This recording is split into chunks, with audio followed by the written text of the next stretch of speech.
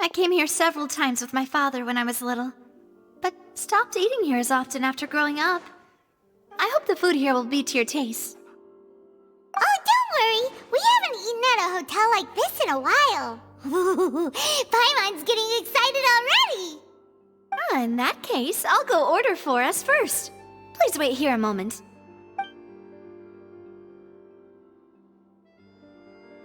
Ooh, everything looks so good. People in Fontaine sure know how to enjoy life. Why, of course. Go ahead, try whatever you like. If the food's good, I'll make a group reservation for the rest of Spina di Rosula next time. And if it's not? Well, then I'll still bring everyone. Albeit with only one dish per table. You, sure have your own way of doing things. Oh, we called this a farewell meal, but we could also treat it like a victory feast, right? We did just win that case after all. Oh, true. Very true. In that case, boss, we'll have another 2 dishes. Huh? Paimon didn't mean that you had to order even more food.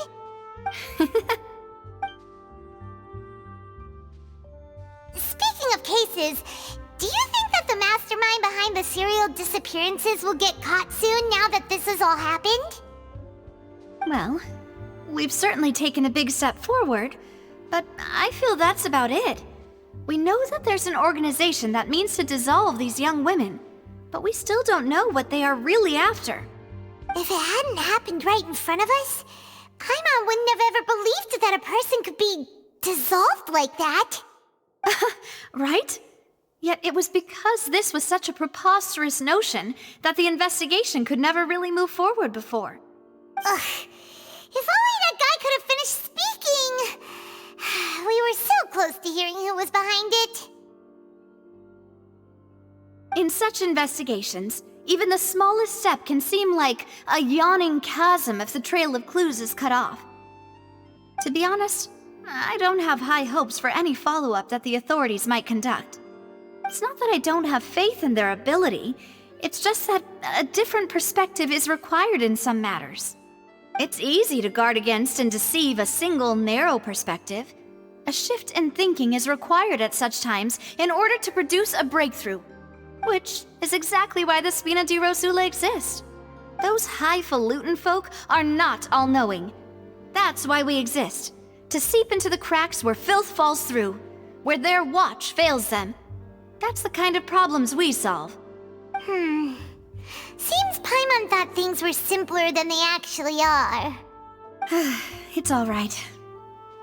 Well, this was supposed to be a farewell meal, so I doubt you have further interest in this business, right? Let's talk about something else. Like, what are your future plans? That's true. We didn't have a chance to speak to her after the trial ended. It didn't really seem like the right time or place to do it anyway. I see. So, your primary objective, which has been foiled so far, was to have a chat with the Hydro Archon. I've heard that there's a long line of people waiting to meet Lady Farina. I suspect you'll be waiting for quite a while, considering that you missed your chance today. Yeah, we've heard that she's super popular here in Fontaine, and that it'll be tough getting any of her time. Well, would you consider some more, unique ways? Perhaps even methods of, let's say, questionable legality? Guess that's Spina di Rosula's boss for you. Chock full of sketchy ideas. Well, what did you have in mind? Well, one way would be to infiltrate a performance troupe at the Opera House, only to abandon your act at the play's climax and ask to speak to her after the performance. I'm sure Lady Farina would be eager to see the ending, and would agree in order to finish watching the play, don't you think? Could you suggest something a little more practical? This plan seems pretty hard to pull off. We'd have to go learn how to act, and acting's really hard. All right, here's another. find a way to conceal yourselves under her bed. Then wake her up in the dead of night and demand answers. Don't let her go back to sleep until she answers all your questions. I can personally testify that this one works. When I'm sleepy, I'll do anything as long as I can finally get some sleep. That might work, but that's not really the problem. The problem is we don't want to get ourselves arrested. Ah, valid point. I overlooked that part. I was just thinking about leveraging a person's desire for sleep. All right, no more joking around. Perhaps you could... Oh, I don't know. Cut the line when she's on a break. You did defeat her in court, clearing citizens of hers from false accusations. False accusations she had nearly upheld personally. I imagine that she feels quite ashamed about the whole thing.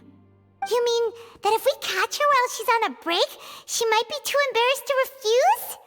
Oh, that does make some sense. Why don't we give it a try after this meal? You know, strike while the iron is hot and all. Huh? Paimon, did you drink my Fanta? Was this your drink? Sorry about that. Paimon wasn't really paying attention and the cup was right next to Paimon. Would you like to order another? No, it's fine. We're just about done here. Alright. Honestly, Paimon wouldn't recommend Fanta anyway. It tastes kind of salty and icky. Is that so? Huh. Well, in that case, we'll have to blacklist the Fanta here then. If we're all finished eating, then I'll go pay. Yeah, we're stuffed. Thanks for the treat, Navia.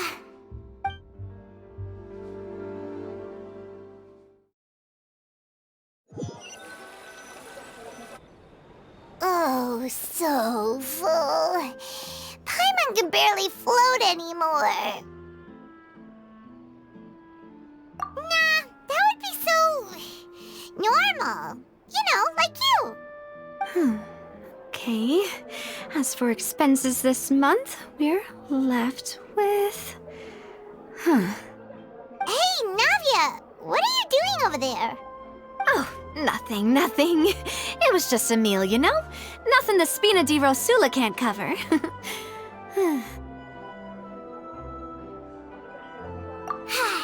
Let's get ready to try to meet the Hydro Archon again. Bye, Navia! So this is goodbye, huh? Well, if you do encounter any other trouble in Fontaine, you're always welcome to contact the Spina di Rosula. I'll give your requests the highest priority. In any case, I wish you smooth sailing. I'll see you again, partner. See ya!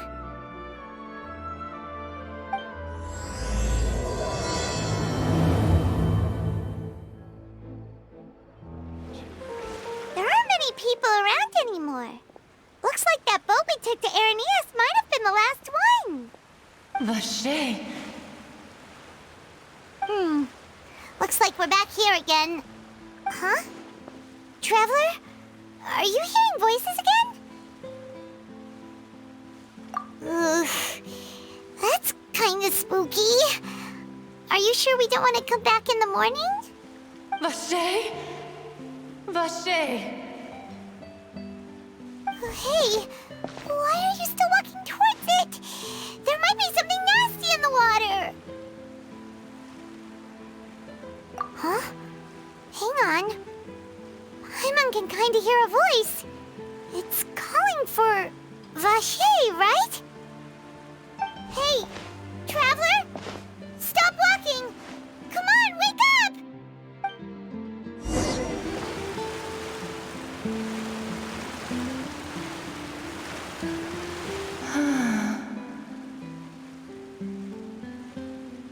Vache, are you my dear Vache? No, wait. You seem to be someone else. Do you know Vache? Do you know where my love is? Wait. Who am I? I'm very sorry. I fear I do not know. My memories feel like they have been washed away like a flood. So many fragments dissolved amidst the tide, never to be recovered. How much have I lost? How many things that I once held dear while on land have I since forgotten? Yes, that is what I was once. But now, I am but the consciousness of one who has lost their form. I do not know how I came to be like this either. I only vaguely remember being covered in light blue water, and then all grew dim. I also remember going to many places. I loved adventure, loved exploring places of peril. No matter where I went, Vacher would go with me. I knew how dearly he loved me, and I also loved him equally as much. But now, we can no longer go back. The pain of such parting, I never knew how heavy it could be. No, our reunion no longer has any meaning. There is no way for us to create any new memories. The thought of me gives him no succor, so let it lie forgotten beneath the waters. If you meet Vacher, tell him not to look for me. Tell him to move on. That is the only thing I still remember. Perhaps that is so. As I was submerged in the waters, losing consciousness, I saw Vacher above the surface. His eyes were filled with such sorrow, such longing. If only I could have comforted him, told him that I did not suffer. Indeed, I had felt a great warmth. Is that what you call it? Dissolving? If anything, I consider it a form of release. It was a state of neither fear nor frenzy, with only an endless peace, like the water's still surface. I could also liken it to being a thirsty person who drinks water for the first time, and only then sees how they have lived for so long in a world of endless want and anxiety. I think I hear your companion. It's time for you to go, I think. Farewell, then. I am glad that you were able to sense my presence. Remember, if you see Vacher, tell him not to seek me out any longer.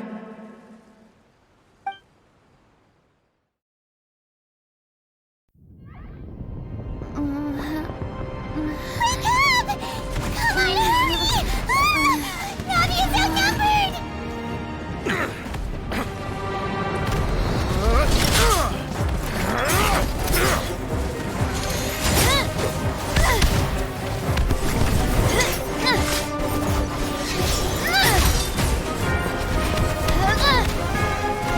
Demoiselle, look out!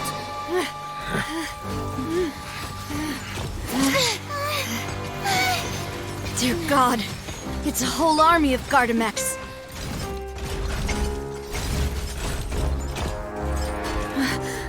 Chlorand?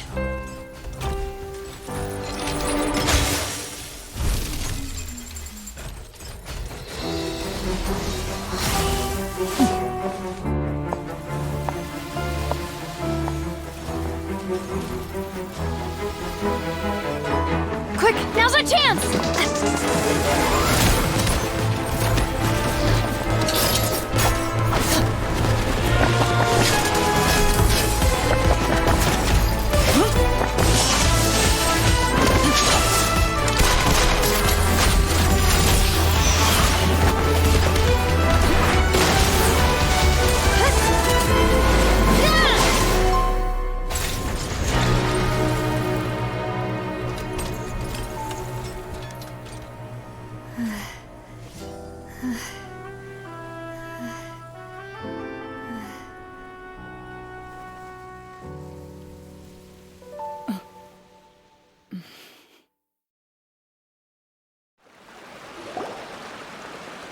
should thank you for lending us your sword there, Clorand.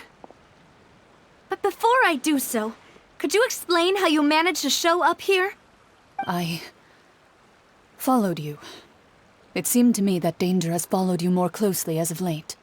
I believe that following someone without their knowledge is actually called stalking, is it not? Mr. Callus's last wish was for me to ensure your safety, and I will not betray his trust. He would do the same, were he alive today. Do not speak of my father! Sorry, demoiselle. I was not strong enough. Thank you for your aid, Miss Clorand, but do keep an eye out for your manner of speech. I believe we all wish to avoid unnecessary emotional harm.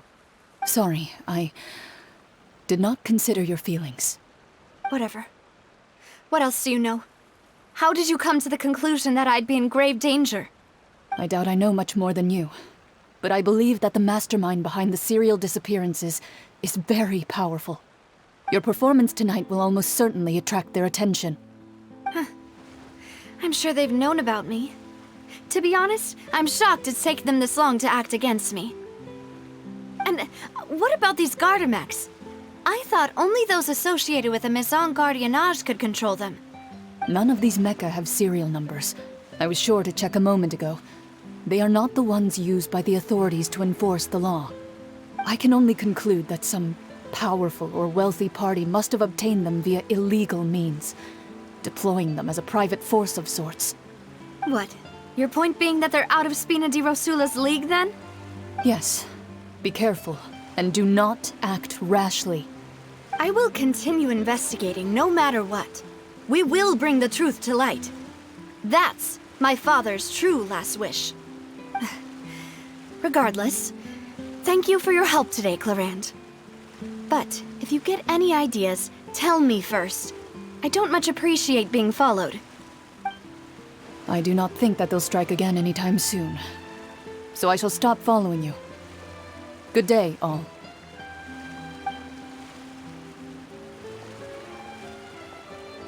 Right. I suppose that's the best news we've gotten today. Demoiselle, I believe that Miss Clorand was being sincere with you. If we tried, we could attempt to thaw relations a little. I know, she's... Oh,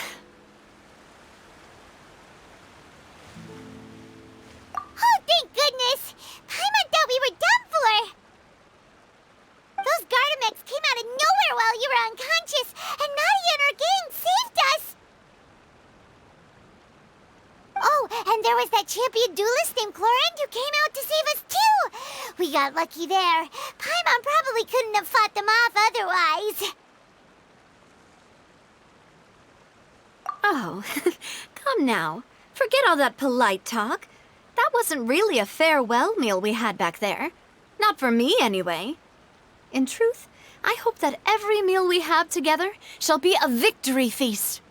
As such, we're still partners. There's no need to thank me.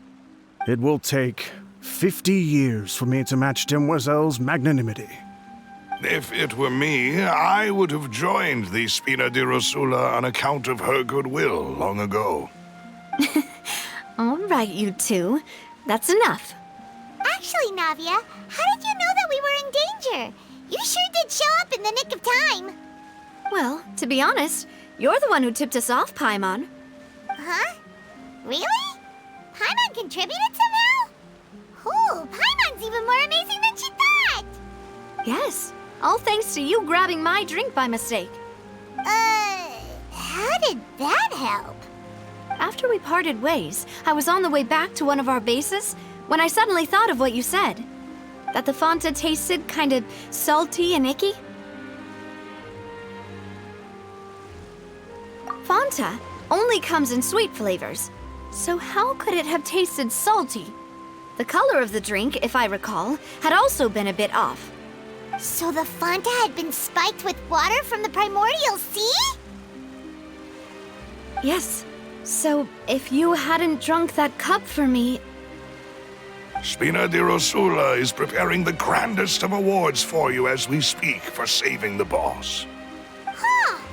Really?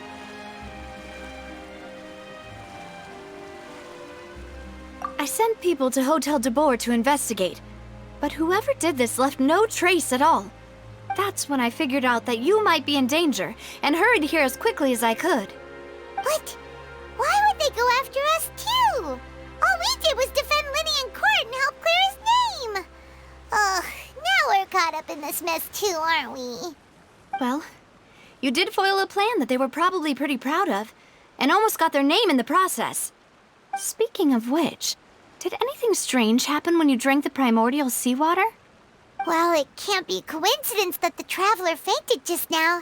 She said that she heard that voice calling for Vache again. Oh, and this time Paimon heard it too, but it was real faint. Does this situation have to do with the primordial seawater then?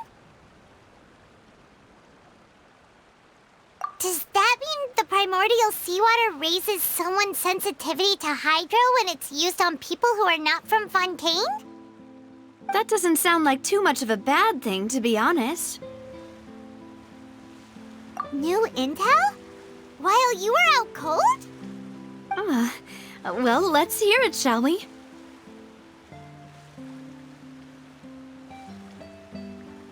Oh, that is important. Vache. That name doesn't ring a bell. I suppose he hasn't stepped forward as a witness in court lately. Since he saw that young woman dissolve, he was at least at the crime scene. But he never gave testimony or any information regarding people dissolving in the primordial seawater. Could he have been threatened? Yes, thank you. This is very important information indeed. We will continue to investigate. Oh, you mean you'll help us investigate? Well, you did say that our farewell meal didn't really count. That means we're still partners, right? And besides, we're in this now whether we like it or not. You're not gonna let those people who targeted us get off the hook so easily, are you, Traveler?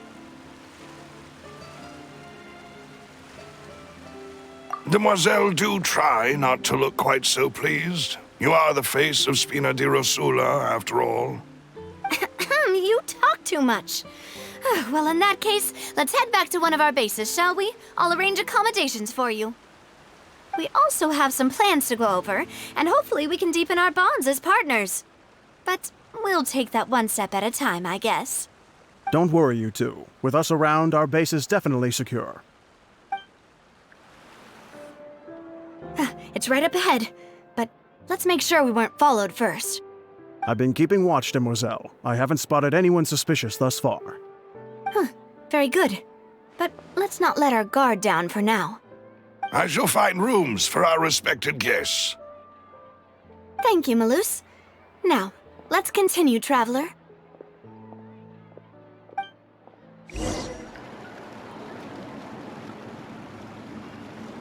So, this is your base?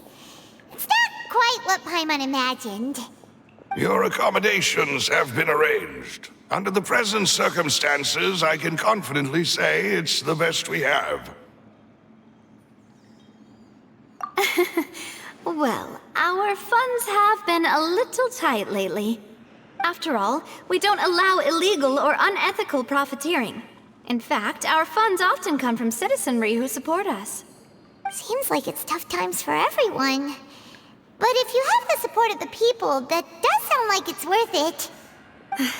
To be honest, our financial situation was a lot better back when my father was in charge a few years ago. I'm afraid I'm not quite his equal. Your father, he was the previous boss of Spina di Rosula, right? How did he... Demoiselle, if you'll allow me to explain. No. I'll explain it myself. I suppose I couldn't run from this topic forever. And as partners, this is something I hope they can understand. My father's name is Callus. Yes, the same one they call Callus the Unfaithful in the streets. 3 years ago, he was accused of murdering his own friend. But he chose a duel to defend his honor instead of standing trial. He died in the duelist's ring. Oh no. But I do not believe my father was a murderer. I'm sure he was set up. At the time, I believed that if he only stood trial and was duly investigated, something amiss would crop up and prove his innocence.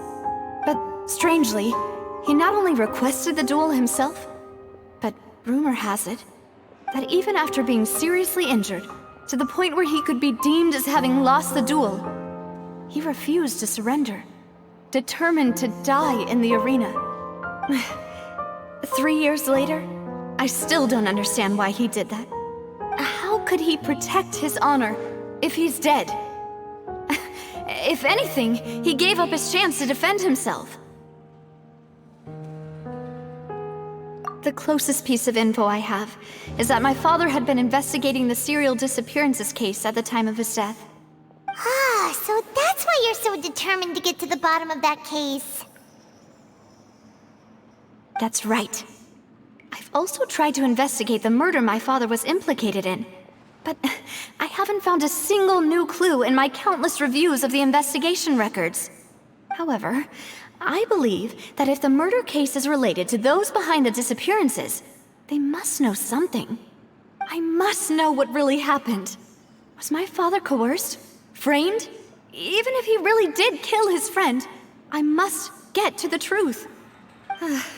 If only he'd been more open with me when he was still alive. He even hid the fact that my mother died due to complications when giving birth to me. And now, here I am investigating his death. You really are a handful, aren't you, Papa?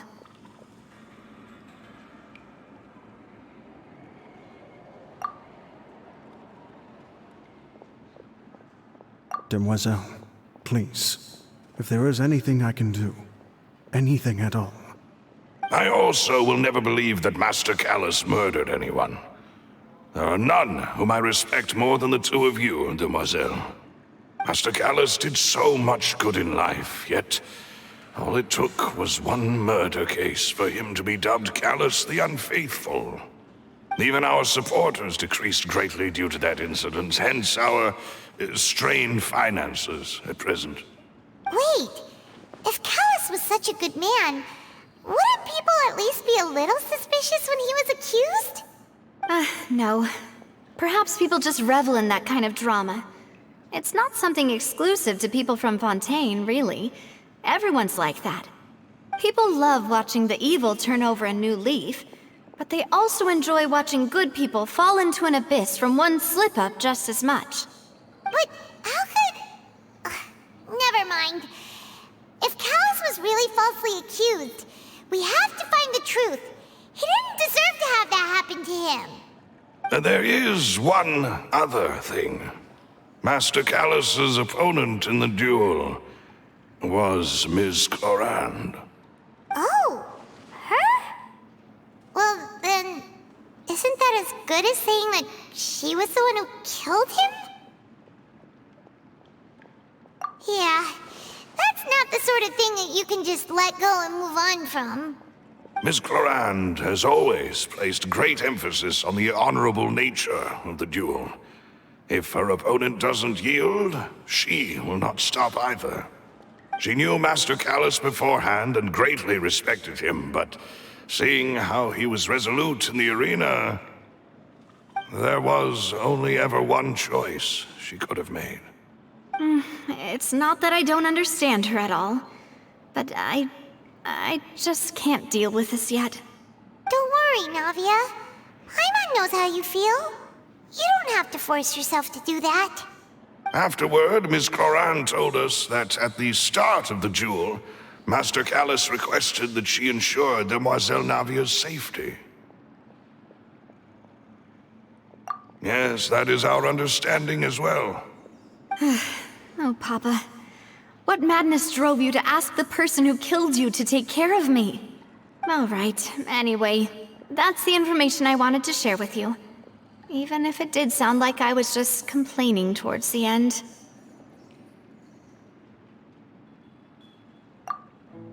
Thanks. You two should go and rest. This was quite a day after all. Yeah, Paimon's beat. Please, relax and get some sleep. We will ensure you rest soundly. Whether it be responsibility for Spina di Rosula or Master Callus's death, it all landed on Demoiselle's shoulders so suddenly. This won't do. I must become stronger.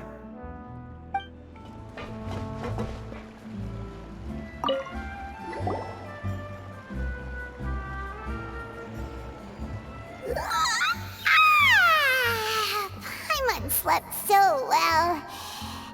This place feels almost too safe. Huh? Navia? Where did the other two go? I sent them back to Poisson.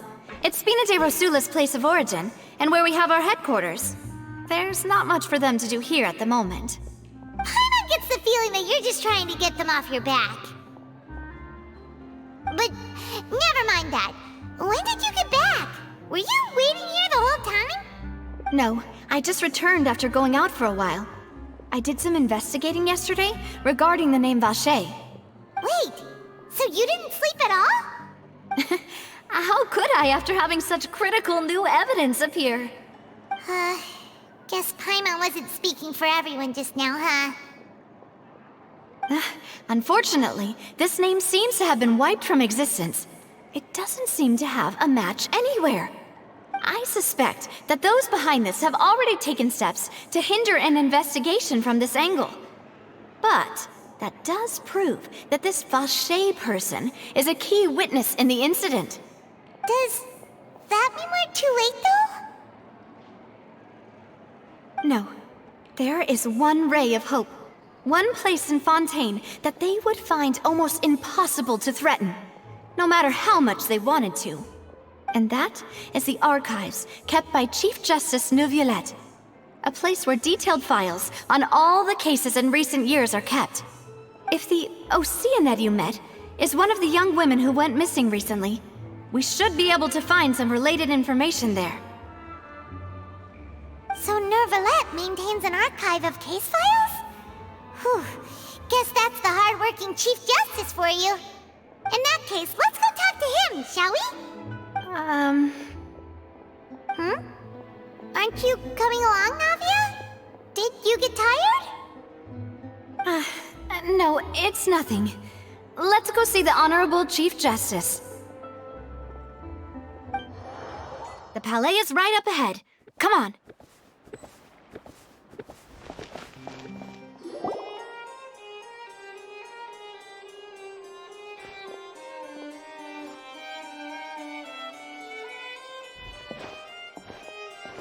Halt! Please state your business here. The Chief Justice is presently occupied with official matters.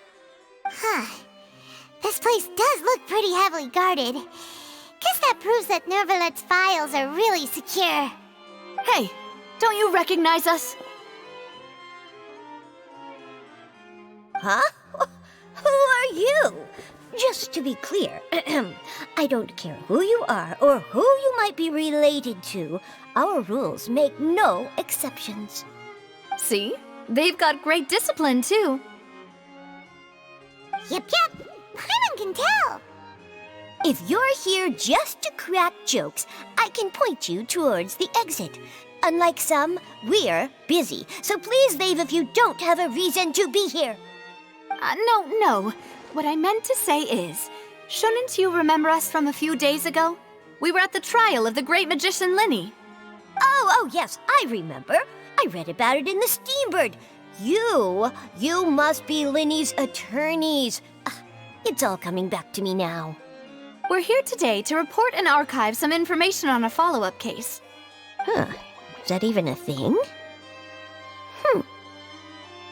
Of course. Don't worry. We're here on official business. You can trust us. All right then, I'll let you through. The Chief Justice is just inside. Thanks so much.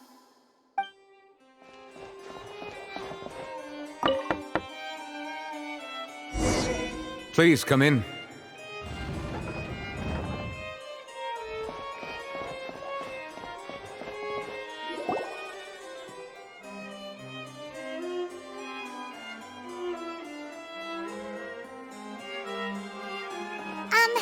Sorry to barge in, Monsieur Neuvillette. We only lied to get in because we didn't know any other way. It's all right. Please let me know how I may be of assistance to you. So you're not mad at us? We're looking for a man called Vache. He may have been an eyewitness in the serial disappearances case. If we can find him, we may be able to unearth some key information on the case. Ah, I see. In that case, please wait here a moment while I browse through the files.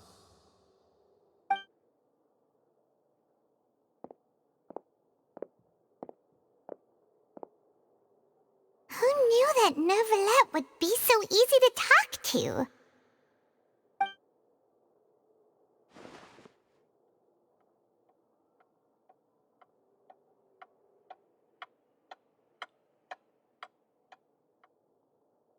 Unfortunately, I'm quite certain that no one by the name of Vache has been involved in any case, criminal or civil, in the past several years. There are no records of him either in the files or in my memory. Traveler, what if it was really just a dream? Is that so? All right then. Thank you so much, Monsieur Neuvillette. We'll take our leave now.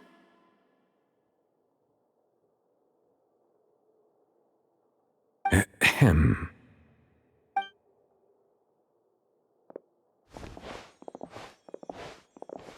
Miss Navia, I can understand how you feel. Your father, Callus, was a truly exceptional man. We deeply regret his passing.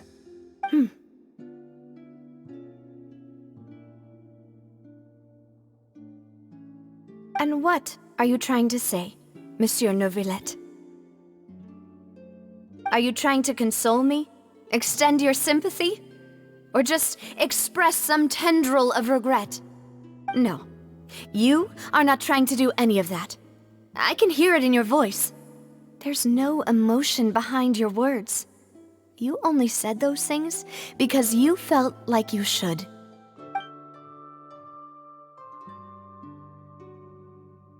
It's just like last time.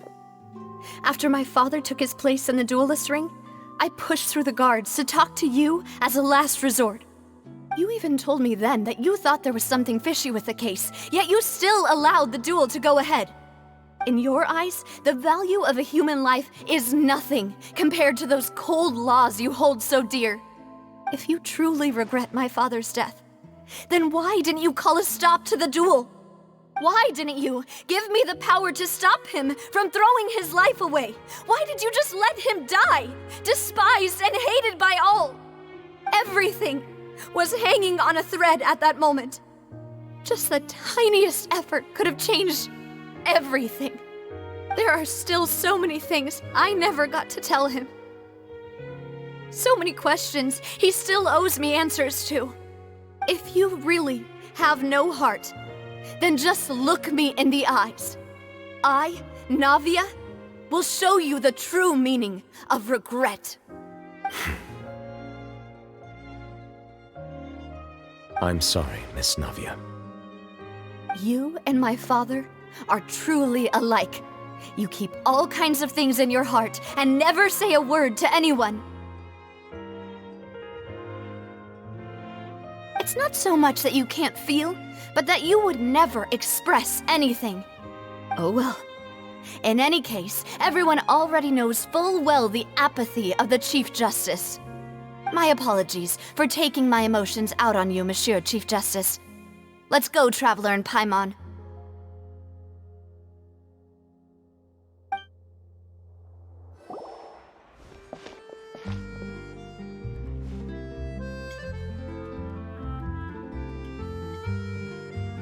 Navia, are you okay?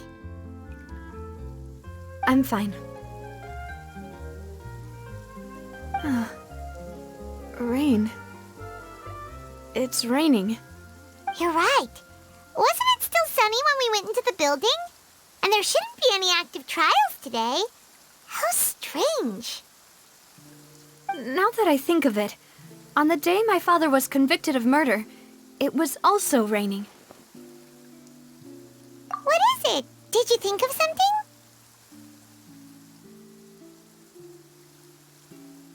Yeah, he was outside.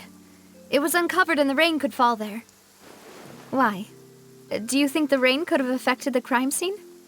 That thought has occurred to us before. We've even expanded the search area to try to account for that, but didn't find anything of value. Oh? Wait. You don't mean...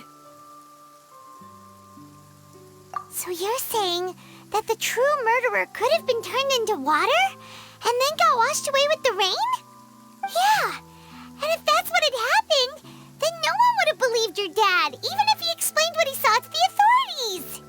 I really think I found a true genius for a partner. You're completely right. How did I not connect the dots earlier? All right, let's go to Poisson. With this new lead in mind, we'll get to the bottom of my father's case for sure. Yeah, we're gonna make progress for sure this time. Do you want to go with me now? Or do you want to head over by yourself later?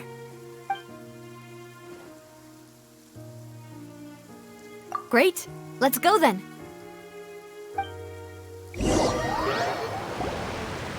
Whoa, what a huge ship! Why would a ship be anchored at a place like this? There's no need to be so surprised. While it may look like a ship, it's actually Spina di Rosula's headquarters. My father was the one who asked for it to be built like this. Perhaps our taste in exterior design is the only thing we occasionally had in common. A gigantic and glamorous ship embodies discovery, opportunity, ambition, and conquest. It symbolizes Spina di Rosula's bright and limitless future. And Paimon thought you were bluffing when you said Spina di Rosula had a glorious past. Paimon was confused why a group with such a history would live in the sewers. But now that Paimon has seen this ship for herself, she's been convinced. Well, Poisson is where Spina di Rosula began, after all. It's our main base, our home.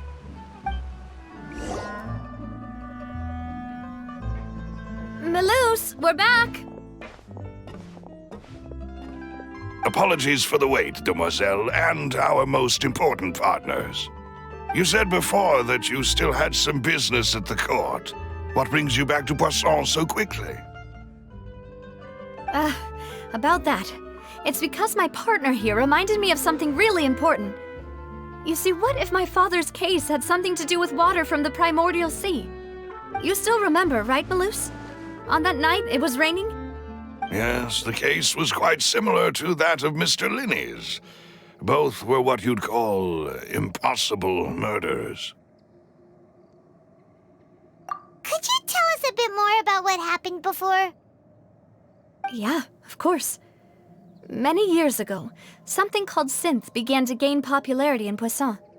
At a glance, it was a kind of drink that could excite your mood and produce many pleasant hallucinations.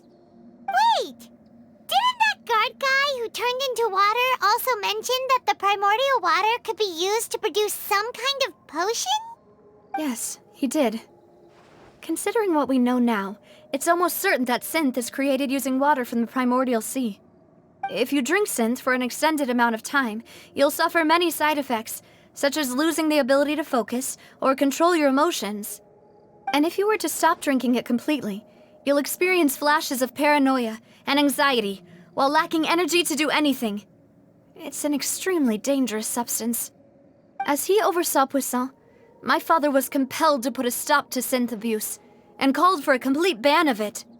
Boss's uncompromising attitude incurred the synth vendor's wrath, but no matter how much they threatened or bribed him, he refused to yield.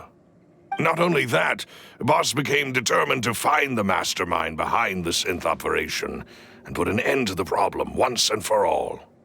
Yes, but the enemy was very cunning. So he could never get anything out of the dealers, all of whom only sold the stuff and weren't privy to the rest of the operation. Recognizing that, my father decided to contact the dealers in secret and cultivate personal relationships with them. Finally, he was able to convince someone to become his informant. The man's name was Jacques. He felt greatly ashamed about his work after seeing many families destroyed by synth abuse. That night, my father hosted a banquet at his countryside estate. He planned to meet up and exchange information with Jacques over some food. But then, we heard 2 gunshots from the courtyard. We raced to the scene and found my father, still holding a gun, and Jacques, who was already dead on the ground. Huh? How did that happen? Aren't they on the same side? Sounds just like Lenny's case, doesn't it? In both cases, the culprit seemed obvious, but neither appeared to have any motive at all. Looking back on it, though, I now believe the most important clue was something we all overlooked at the time. There were pieces of clothing left at the scene. Precisely. It's all thanks to you that I made the connection now. Back then, we all just thought they were some costumes that Jacques used to disguise himself at the banquet. But, considering it now, it's almost certain that they belong to a third person at the scene. With one extra person, we'll also need to reconsider why the 2 shots were fired. You're right. We still don't know what happened. But my intuition tells me that we're on the right track to figuring it all out. I'm finally headed towards the truth. Jacques was an empathetic man who was infinitely remorseful for his past actions. It's unlikely that he turned on Boss with 0 warning. I think this third person is probably the key to the full truth. On that note, however, even though this will not please you, demoiselle, as your and your father's butler, I must still offer a word of warning. Our opponent is insidious and cruel. They are extremely difficult to deal with, and Boss has already lost his life trying to bring them to justice. Even though Spina de Rosula has lost most of its former glory, Poisson has welcomed a new time of peace, and we have been allowed to live out our lives. There is no need to follow your father's path. It would be both wise and in line with Boss's wishes to step back and give up on the case. If that's indeed what he wished for, then he should have told me that himself. Was I not the closest person to him? And yet, I was the one most kept in the dark. What was the point of him dying without sharing any of the secrets he knew? Did he manage to protect anything in the end? Synth is still here. Callus the Unfaithful is still his epithet. And Spina di Rosula is barely getting by. Nothing has changed. Did he think I'd just accept his meaningless death and live out my life just as meaninglessly? I've never accepted that, ever. Not since that day, and certainly not now. I want to find out the real answer for everyone's sake. For the missing girls, for the victims, and for myself. Navia. This is indeed the best moment to act. Your partner appears to be quite reliable, and more importantly, demoiselle, I think you're also ready to take this on. So you do know something else, Maloose? Yes, I do. In fact, even before that banquet, Boss already knew of the connection between Synth and the serial disappearances case. But what drove all the tensions to the boiling point was the revelation that you, demoiselle, had been selected as the next target to disappear. What? Boss also didn't tell you that he had been diagnosed with a rare illness. The doctors told him that he had no more than 5 years left to live, and the serial disappearances case caused him great anxiety. 5 years was nowhere near enough time to resolve this long-standing conflict, but once he passed away, all the danger would pass on to you. Knowing all of this, he decided to use one final intimidation tactic before his death. He claimed to have already gotten his hands on some key incriminating evidence for the other side, and even told some members of Spina di Rosula about the details. But as long as you remained safe, he would not share the evidence with the public. If something were to happen to you, then he and all those he told would immediately expose all they knew about Synth and the disappeared victims. Right, so nobody would be able to get off scot-free. As we've seen, Boss's tactic has worked. Even though Boss has been gone for a long time, the other side has not tried to take Demoiselle's life. No, I don't believe it. He never appeared to look sick to me. No father wants their daughter to see them weak and haggard, especially someone as proud as Boss. To him, dying in a duel and suffering lasting dishonor as the unfaithful were still far preferable than losing face in front of his daughter. So he chose to die in silence, so that he could protect me. I'm afraid you're not understanding this correctly, Demoiselle. What Boss wanted to hand to you was not a parasol, but a sword. If Boss's spirit could hear you telling me that you want to find the answer for the sake of everyone involved, I'm sure he'd be extremely proud. That fool. Couldn't he have just given it to me straight? No. He might have set up everything precisely because he never thought I'd be able to understand him. Is that the amount of confidence he had in me? And what if I was never able to make it to where I am now? Yeah. I suppose that's true. With the way he'd set things up, if I had wanted, I could have just lived out my life without a care in the world. But thankfully, he rarely talked to me about complex matters, and thus understood little of me as a person. In this case, he really didn't need to give me an easy way out. Malus, what was the key evidence that he shared with you? It's the location where Synth is produced. Essentially, it's the enemy's headquarters. When he was threatening the enemy, Boss didn't share the specifics of the incriminating evidence he found. But if you want to use it against the enemy, you'll still have to take several things into consideration. Why? If we know where the place is, can't we just go storming in? You mustn't forget that we're fighting against a mysterious and dangerous organization that's been in operation for decades.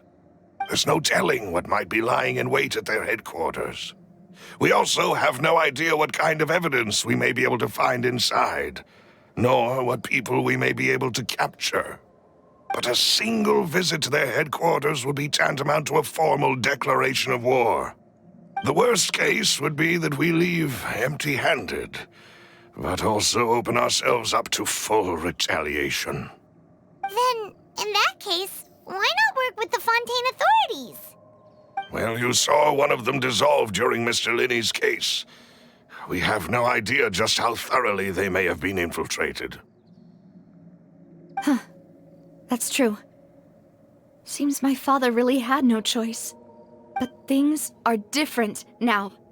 It should be a lot easier to prove the other side's guilt, now that we've connected Synth with the disappearances case. You sound like you've put a lot of thought into this, Malus. I am the butler, after all. I live but to serve the boss and Demoiselle's will. I've always been willing to take on any kind of risk for your sake. But considering my relative lack of ability, I've spent my time keeping secrets, performing basic investigations, and waiting for the right time to come.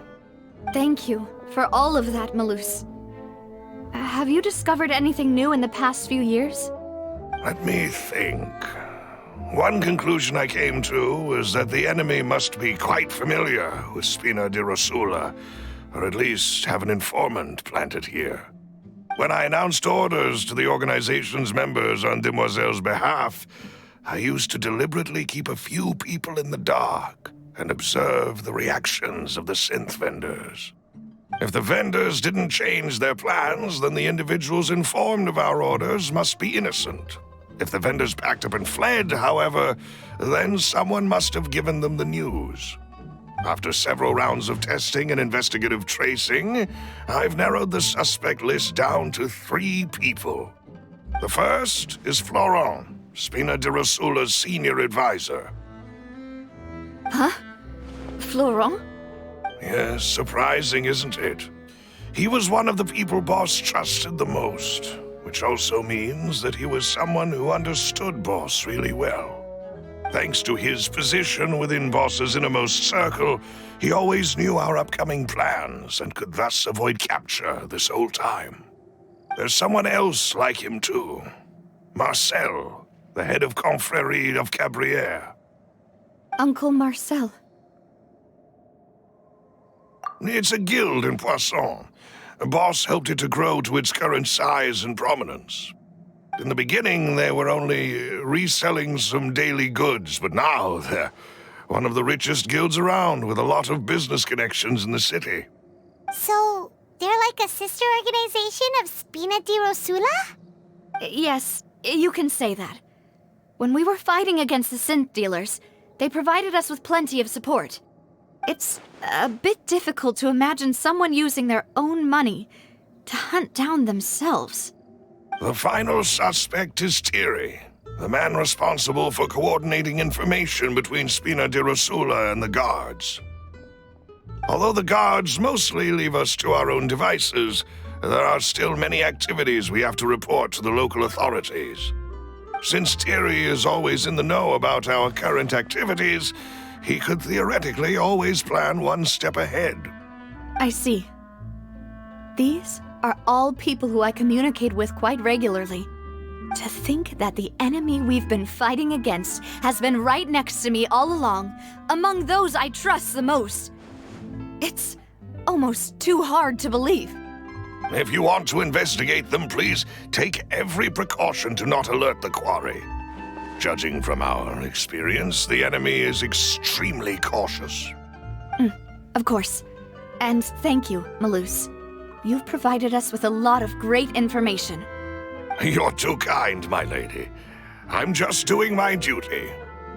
And before I forget, proving Boss's innocence would also mean clearing him of blame in Jacques' death.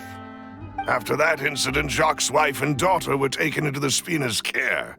They still live in Poisson today. If it might help, you could also pay them a visit. I can make the necessary arrangements. Aw, thank you so much, Malus. You really are the best. A new case awaits, my dear partner. I hope we can work together to uncover the truth and end this case once and for all.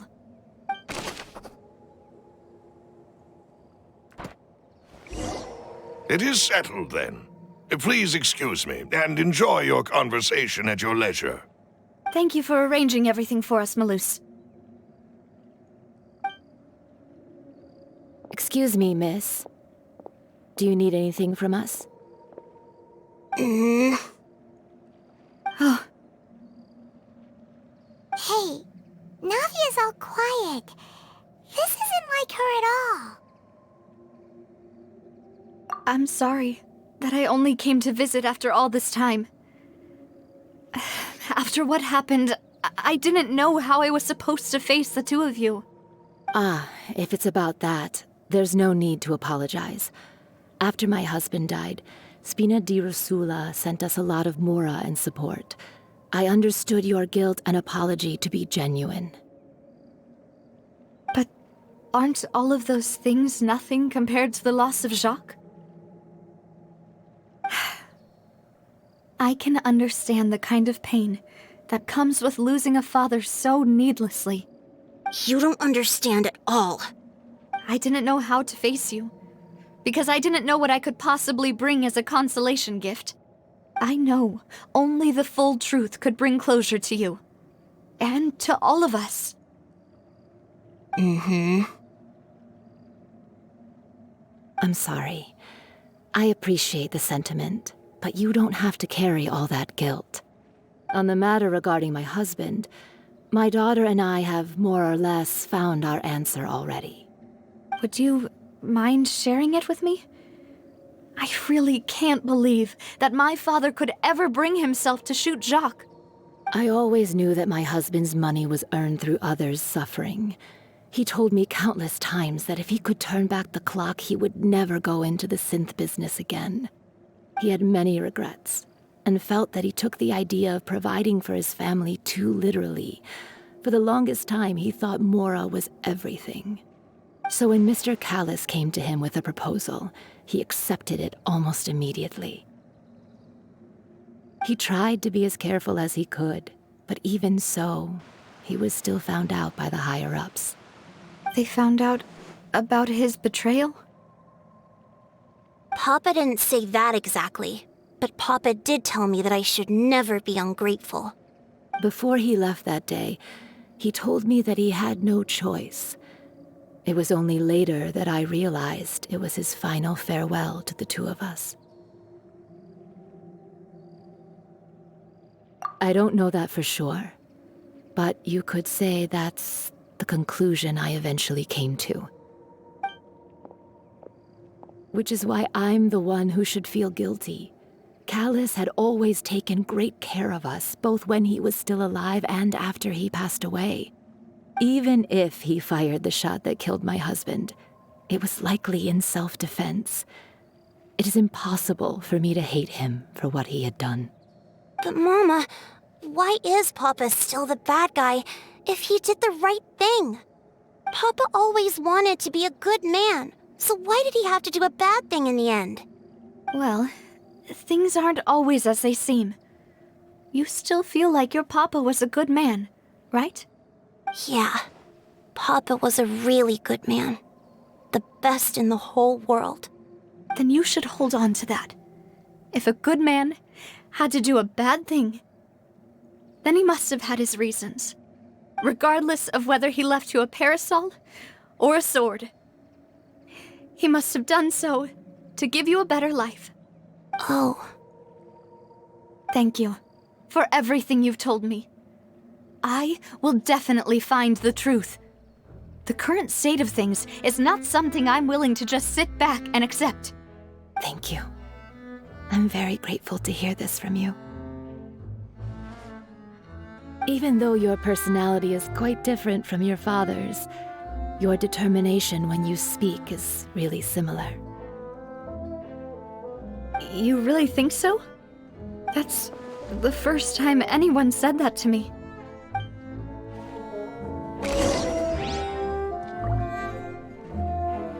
I'll leave my husband's case to you. Thank you, Miss Spina, and Miss Spina's friend.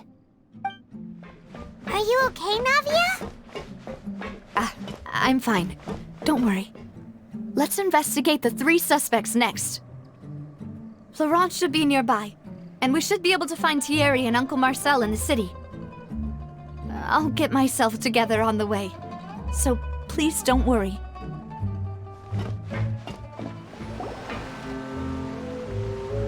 Greetings, boss.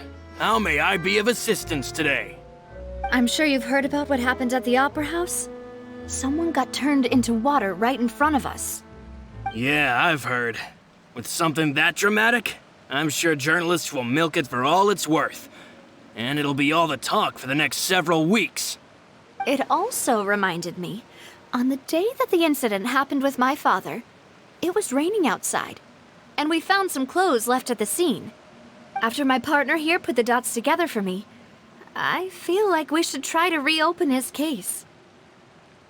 Can you do me a favor and try to recall what happened that night? Let me think. Mr. Callis was feeling pretty upbeat that day. So he was drinking and bantering away with us at the table. After that, he told us that he wanted to go get some fresh air. So we let him go without thinking much of it. Who knew that we would hear 2 gunshots ring out right after? My first reaction was that Mr. Callis's life was in danger. So I grabbed my holster and made a mad dash toward the scene. But when I got there, it was already too late. Mr. Callis was standing over a dead body with a gun in his hands. All we could do was look back and forth at each other, not knowing what to say. So you also remember 2 gunshots then? Indeed. The guard said that the first shot didn't hit anyone, while the second killed Jacques. But I've never really bought that explanation. Reason being, Mr. Callis had left his gun on the table. I even made sure to confirm that before running to the scene. But according to the guards, that doesn't mean he couldn't have had other guns on his person. About the clothes left at the scene that you mentioned, do you think there was a third person there who was turned into water? At least from our perspective, my father had no reason to kill, so he would also have no reason to bring an extra gun with him. The gun he was holding probably belonged to Jacques, or a third person on the scene. Yeah, that makes a lot of sense. So you're saying Mr. Callus ended up with the gun because he seized it from one of the other guys? But hold on. If that's what had happened, then why didn't he share the truth with any of us? He didn't even want to face the Oratrice machine, and chose instead to prove his honor in a duel. Did he lose all faith in the courts after seeing someone dissolve right in front of his eyes? About that, Malus told me a thing or two.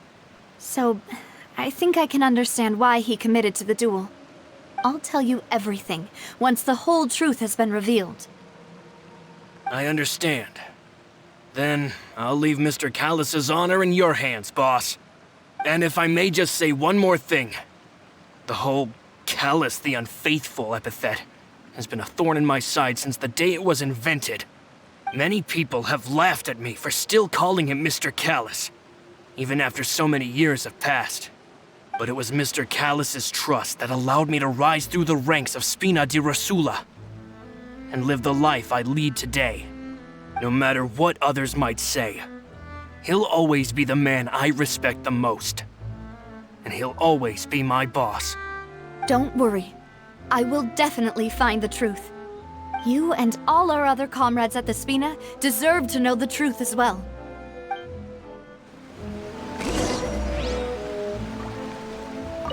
My apologies, boss, for that last sentimental bit. It's just, many years have passed while I've held my tongue. It's not often that I get to share my true feelings with others. Hey, Thierry, it's me. Oh, now, what brings you here, Miss Navia? I've heard that you made quite the name for yourself at the Opera House. Oh, so you've caught news of that already. Oh, okay. Hey, I'm also a member of the Guards, you know.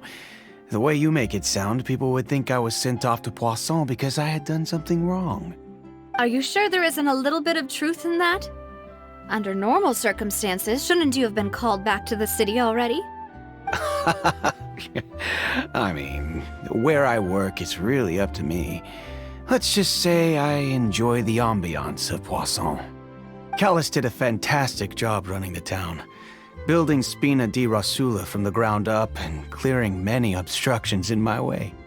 It would be next to impossible for me to find a similarly easy but high-paying job in the city.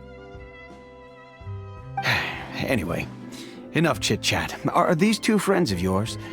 You, here for some formal business? Yes. These two are my partners. What happened at the Opera House made us realize that Linny's case and my father's may be related. We're trying to reinvestigate the details of my father's old case. Ah, I get it. You think there might be more to the case now that we know people can be dissolved into water, right? I was also flabbergasted when I first heard of it. If you want to go through the original files from your father's case, I can help you look for them. That'd be much appreciated. Thank you. Actually, I have another question. Do you have the authority to dispatch Gardamex? Of course. Without them, I couldn't possibly handle Poisson on my own. Why do you ask? We definitely can't use them to forcefully get more evidence for your father's case. Well, you see, just recently, we were attacked by a horde of unnumbered Gardamex in the city. So, if you hypothetically wanted to do something against me, all you would need to do is get rid of the mecha serial numbers and send them after me. Then you think too highly of my abilities. Dispatching mecha is very different from controlling them. If I had to make an analogy, when you order a dish, the chef will make it for you. You can ask the chef to cook, but not to massage your shoulders or carry your baggage. If you try to make unreasonable demands, the chef would just think you're out of your mind and ignore you completely. The same goes for me and my Gardamex. Removing a serial number is also not as easy as you might think. There are a lot of complex steps to it, and it's almost impossible to keep it a secret. So I can promise you, those mecha were definitely private units. They're certainly not cheap. So, whoever their owner is must be super rich, powerful, or both. Now that you mention it, though, being in the synth business would definitely be profitable enough to afford this. Oh, then you're officially in the clear, Thierry. Oh, well, thank you for the vote of confidence, Navia. Jokes aside, I'd like to wish you all the best with your investigation. I'll be staying in the city for a little while, so just come find me if you need any support from the guards.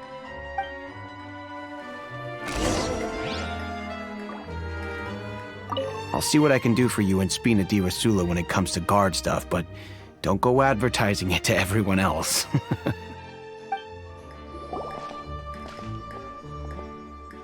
Hello, how may I help you?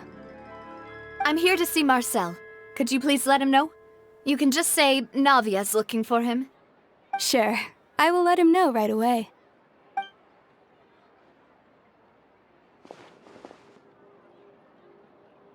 Navia, hello. Sorry to keep you waiting. I'm not as young as I used to be, so my legs are giving out a bit. Oh, it's all right, Uncle Marcel. There's no need to stress. I just wanted to talk to you briefly about what happened in the Opera House. I'm sure you saw everything too, right? Yes, I've never seen anything so strange. Oh, you were at the Opera House too? That's right. I went there with Navia to see the magic show. Who knew it would turn into a whole murder mystery?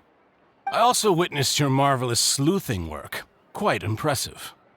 To beat the Hydro Archon at her own game on her own turf, I can already imagine everyone in Fontaine discussing your exploits over a few glasses of wine.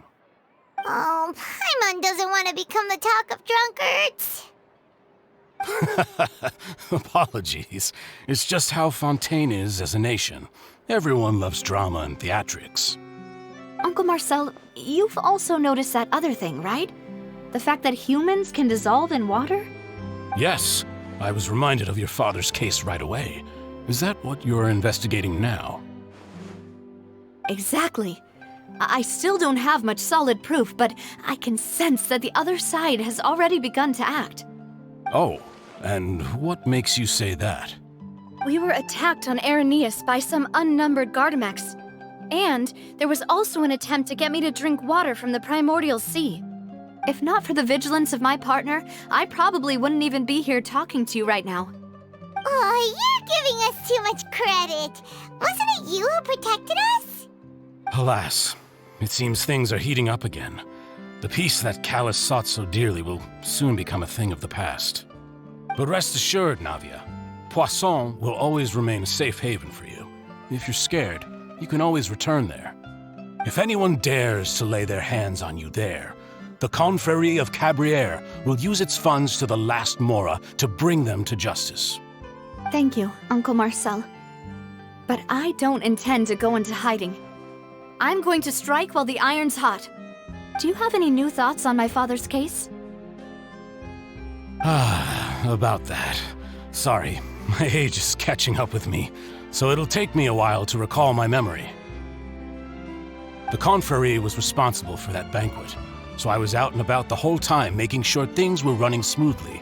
I didn't even have the time to drink with the guests.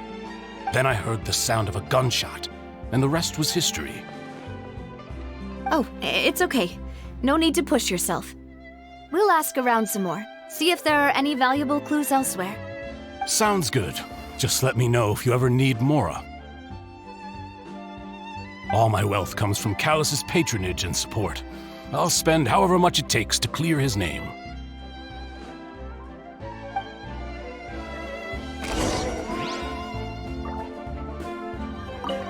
Alas, why do these kinds of things happen to the kindest people?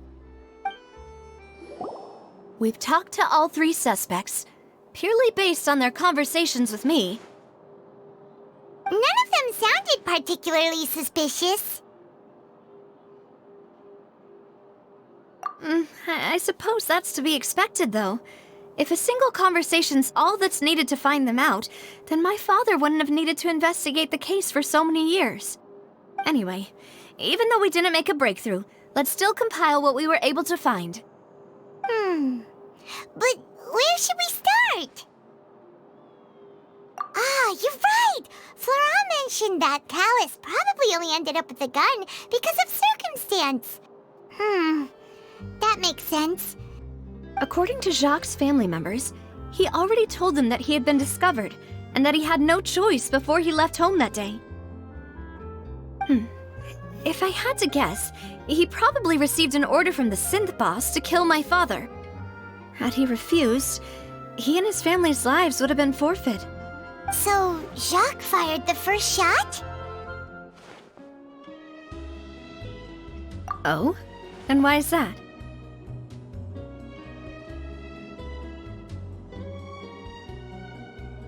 Ooh, that's a good point. Jacques probably already knew that he was just being used as a tool for murder. And once he had completed his mission, he'd be of no more use to his boss. So, what would make more sense from his perspective would be to turn his back on the Order and seek protection from my father. Makes sense. But without evidence, that's still just a theory. Besides Jacques, the attack from the Gardamex has been bothering me quite a bit as well. It's obvious that our enemy has become more antsy after the secret of the primordial seawater was revealed. Do you think he knew, even then, that we'd follow this lead to the end? Given everything that's happened since, it's quite possible. But who among the 3 suspects would have the ability to control privately owned Gardamex?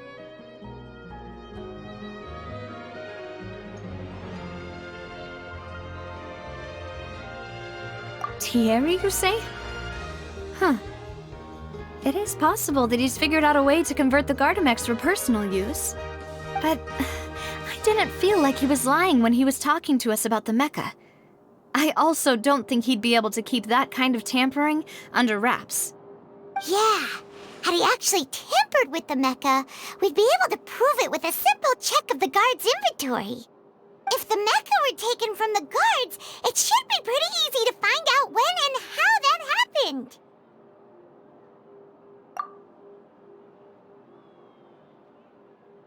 Florent? It is true that he was closest to my father, and thus had the best chance of learning about his dealings with Jacques.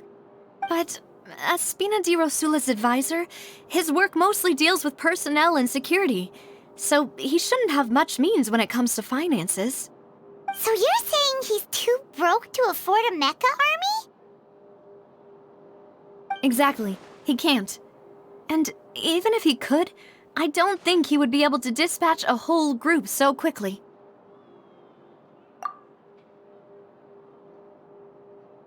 Uncle Marcel?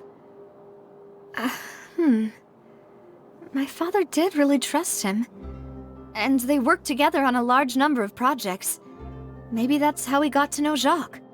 And with funds from the Confrérie, he could also afford a large number of Gardamex. It's still really hard for me to imagine, though. After all, Uncle Marcel has been around since I was just a child.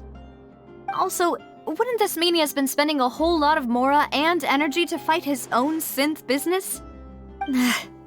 Who could it be?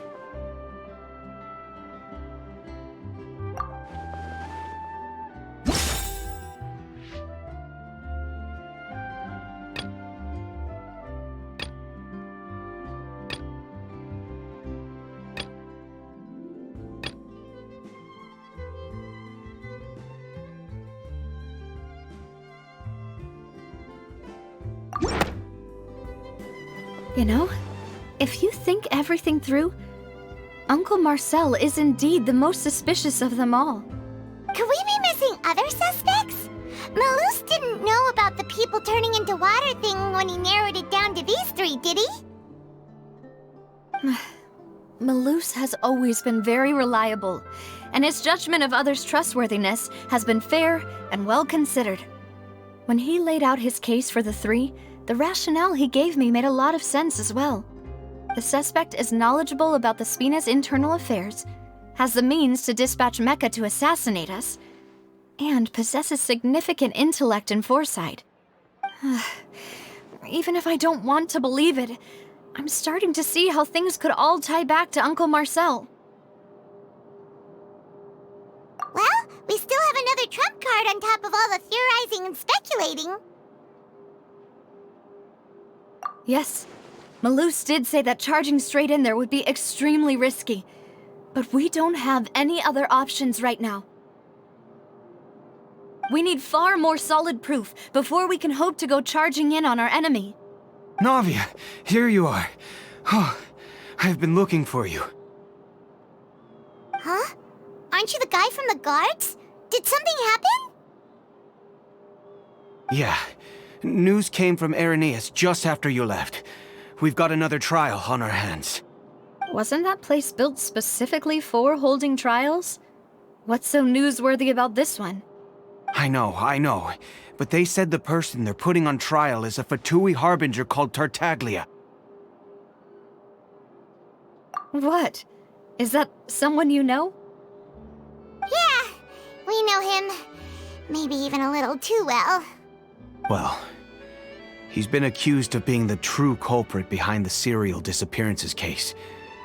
It's absurd, don't you think? Wait, how? None of our investigations have had anything to do with him. That's what I thought was strange about it, so I came to tell you the news right away. If the charge against him stands, then it'll be next to impossible to get the guards to support any of our planned investigations. Right, because they'll think they've already found the culprit. Yeah, and it'll be a lot harder then to clear Mr. Callus's name. I understand. Well, partner, what do you think we should do? We still haven't found any conclusive evidence.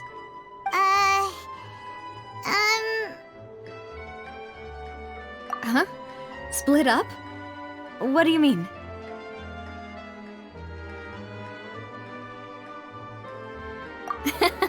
Just as expected of my partner. Since this is a trial about the serial disappearances case, the culprit's attention will be focused on Irenaeus, leaving his home base wide open. You're right. This is our best opportunity. All right then, let's do this. I'll stall them at the Opera House and charge Marcel as the true culprit. I won't have any chance of making that charge stick, though, unless we find more evidence. It'll be up to you to make it back in time and hand the decisive evidence to me. We'll help you, just like you helped us in Linny's trial. Demoiselle, please allow us to accompany you. I'm ready. Ah, Malus, Silver. When did you two get here? We heard that you'll be leaving Poisson and figured that you might require our assistance. It's our hope that your confidence will be bolstered with the two of us by your side. Thank you so much. Then, let's make haste for Irenaeus. Paimon, Traveler, I'll see you at the Opera House. See you then!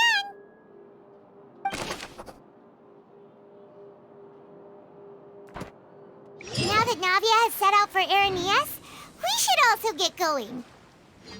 The location has already been marked on the map, so let's head over.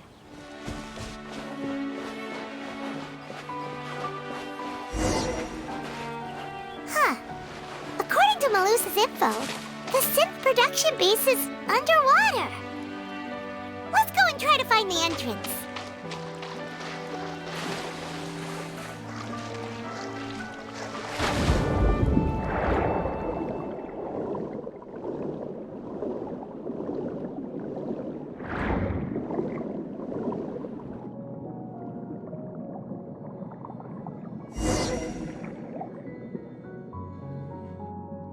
Finally found it! Huh.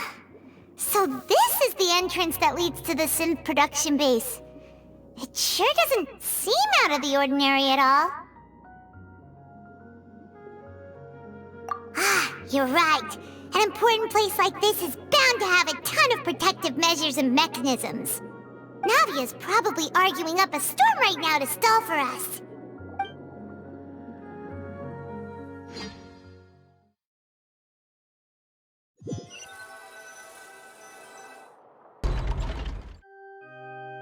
It would appear that I must repeat my question again, Mr. Tartaglia.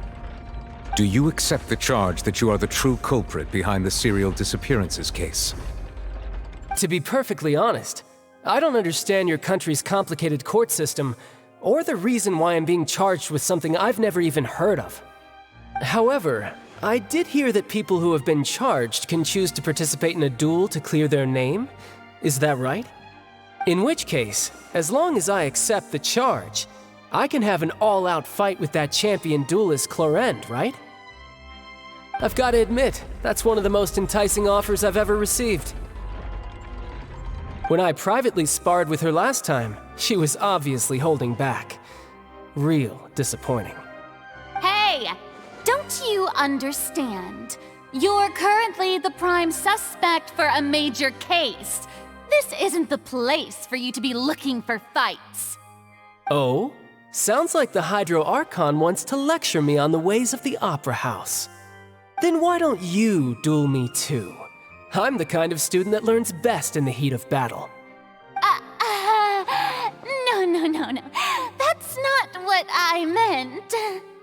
Alas, it would appear that communication with the defendant is going poorly, and we have made very little progress. In that case, let me explain everything from the very beginning again. The goal of this trial is to determine the culprit behind the serial disappearances case. That case had nothing to do with him! You've got the wrong man! Huh? What's going on? Why is she interjecting again? I told you it couldn't be one of the Fatui Harbingers. Miss Navia, this is the second time you've interrupted the court proceedings. I only tolerated your behavior last time because you were able to provide the court with a key eyewitness. But that was an exception rather than standard court protocol. I can very well charge you with contempt of court for your interjections. Oh, please. Did you ever think I had any respect for this place's pointless theatrics? We can put that discussion aside for now. I'm not here to argue with you. I'm here to charge the true culprit behind the serial disappearances case. And if my charges prove true, then Tartaglia here will be proven innocent by default, correct? Oh, a young lady has charged in and offered to clear my name. How fascinating. Well, I'd gotten half bored to death by all these rules and procedures anyway, so I'll take you up on that offer. So, Your Honor, is there nothing else for me to do now? You may take a seat for now in the audience, but that doesn't mean the suspicions against you have been lifted. Now then, Miss Navia, who is the person you would like to charge instead? That person is...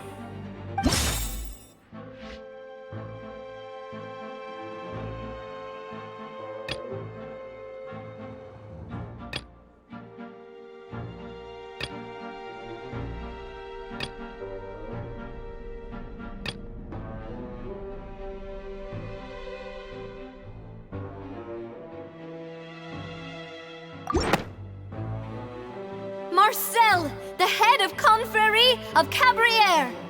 Huh? What confrérie? Never heard of them in my life. I've heard of them, but weren't they Spina di Rosula's sister organization? Oh, is this going to be a friends to enemies type situation? Please let me remind you, Miss Navia, that charging someone is an incredibly serious matter. Committing to the charge also means taking on the legal responsibilities associated with it. And if the charge fails, depending on the circumstances, you may also be charged with the crime of making a false accusation. Knowing this, do you still wish to charge this man? Yes, I do. In that case, I declare the charge to be valid. Miss Navia and attorneys, please take your places on the court. Members of the guards, Please contact Mr. Marcel right away so that he may stand trial.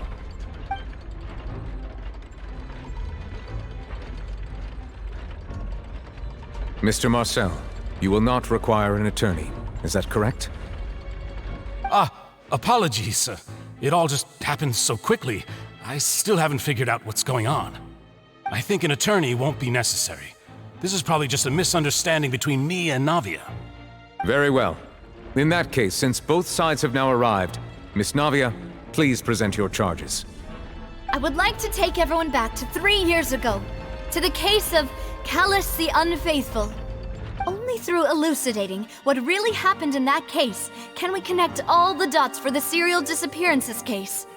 Navia, do you really think that I was the one who killed your father? Come on, why would I do that? Callus was my benefactor, and remember both you and I only ran to the scene when we heard the sound of a gun. If that's enough to make me a suspect, wouldn't that make everyone at that banquet a suspect as well? I think there's no point in getting into the specifics right now.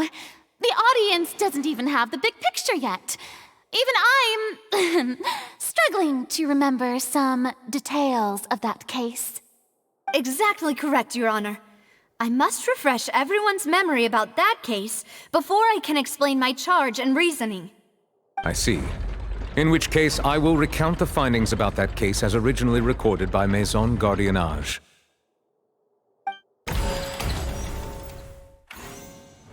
On the day of the murder, Spina di Rosula hosted a large banquet in a countryside estate owned by the Confrérie of Cabrières. During the banquet, all attending guests heard 2 gunshots from the courtyard. When the guests arrived at the scene, they found the primary suspect, Callus, holding a gun, while his acquaintance, Jacques, lay dead from a gunshot wound. The guards' investigation did not recover any other firearms from the scene. As a result, they concluded that the suspect's first shot must have missed, while the second must have taken Jacques' life. The suspect did not dispute this conclusion, and also declined to defend himself in court. Instead, he chose to prove his innocence through a duel. Callus was defeated by champion duelist Clarand in the ensuing duel, and soon succumbed to the injuries. These are the known facts about the case.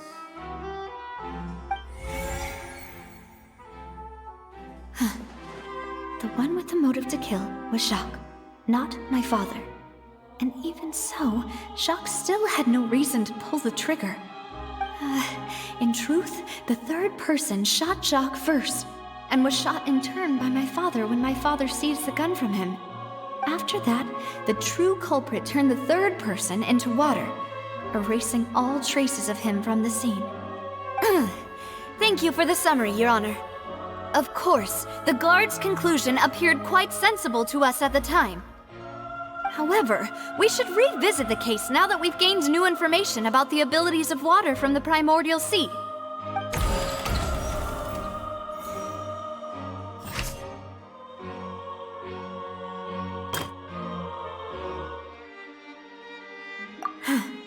Something's not right. Let me think for a little while longer. The testimony of the victim's family confirms that Jacques had thoughts of assassinating Callus when he set out for the banquet. However, in the end, he reconsidered, and instead shared everything with Callus, hoping to seek the latter's protection. Unfortunately for Jacques, the true culprit had already considered this possibility, and had sent out another assassin.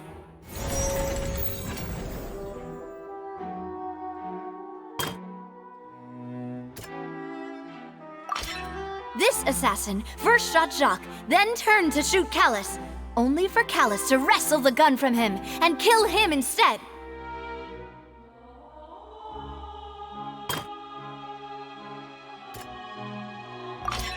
A pile of clothing was found at the scene. The guards once believed they were used by Jacques as a costume to disguise himself, but now it is clear that the clothes were proof that there was a third person at the scene, and that they were turned into water after committing the murder. Since it was raining that day, the culprit was confident that they could use the rain to wash away all traces of their dissolved accomplice. Realizing this, the true culprit caused the hired assassin to dissolve into water, leading everyone to believe Callus was responsible for Jacques' murder. This is the true version of events.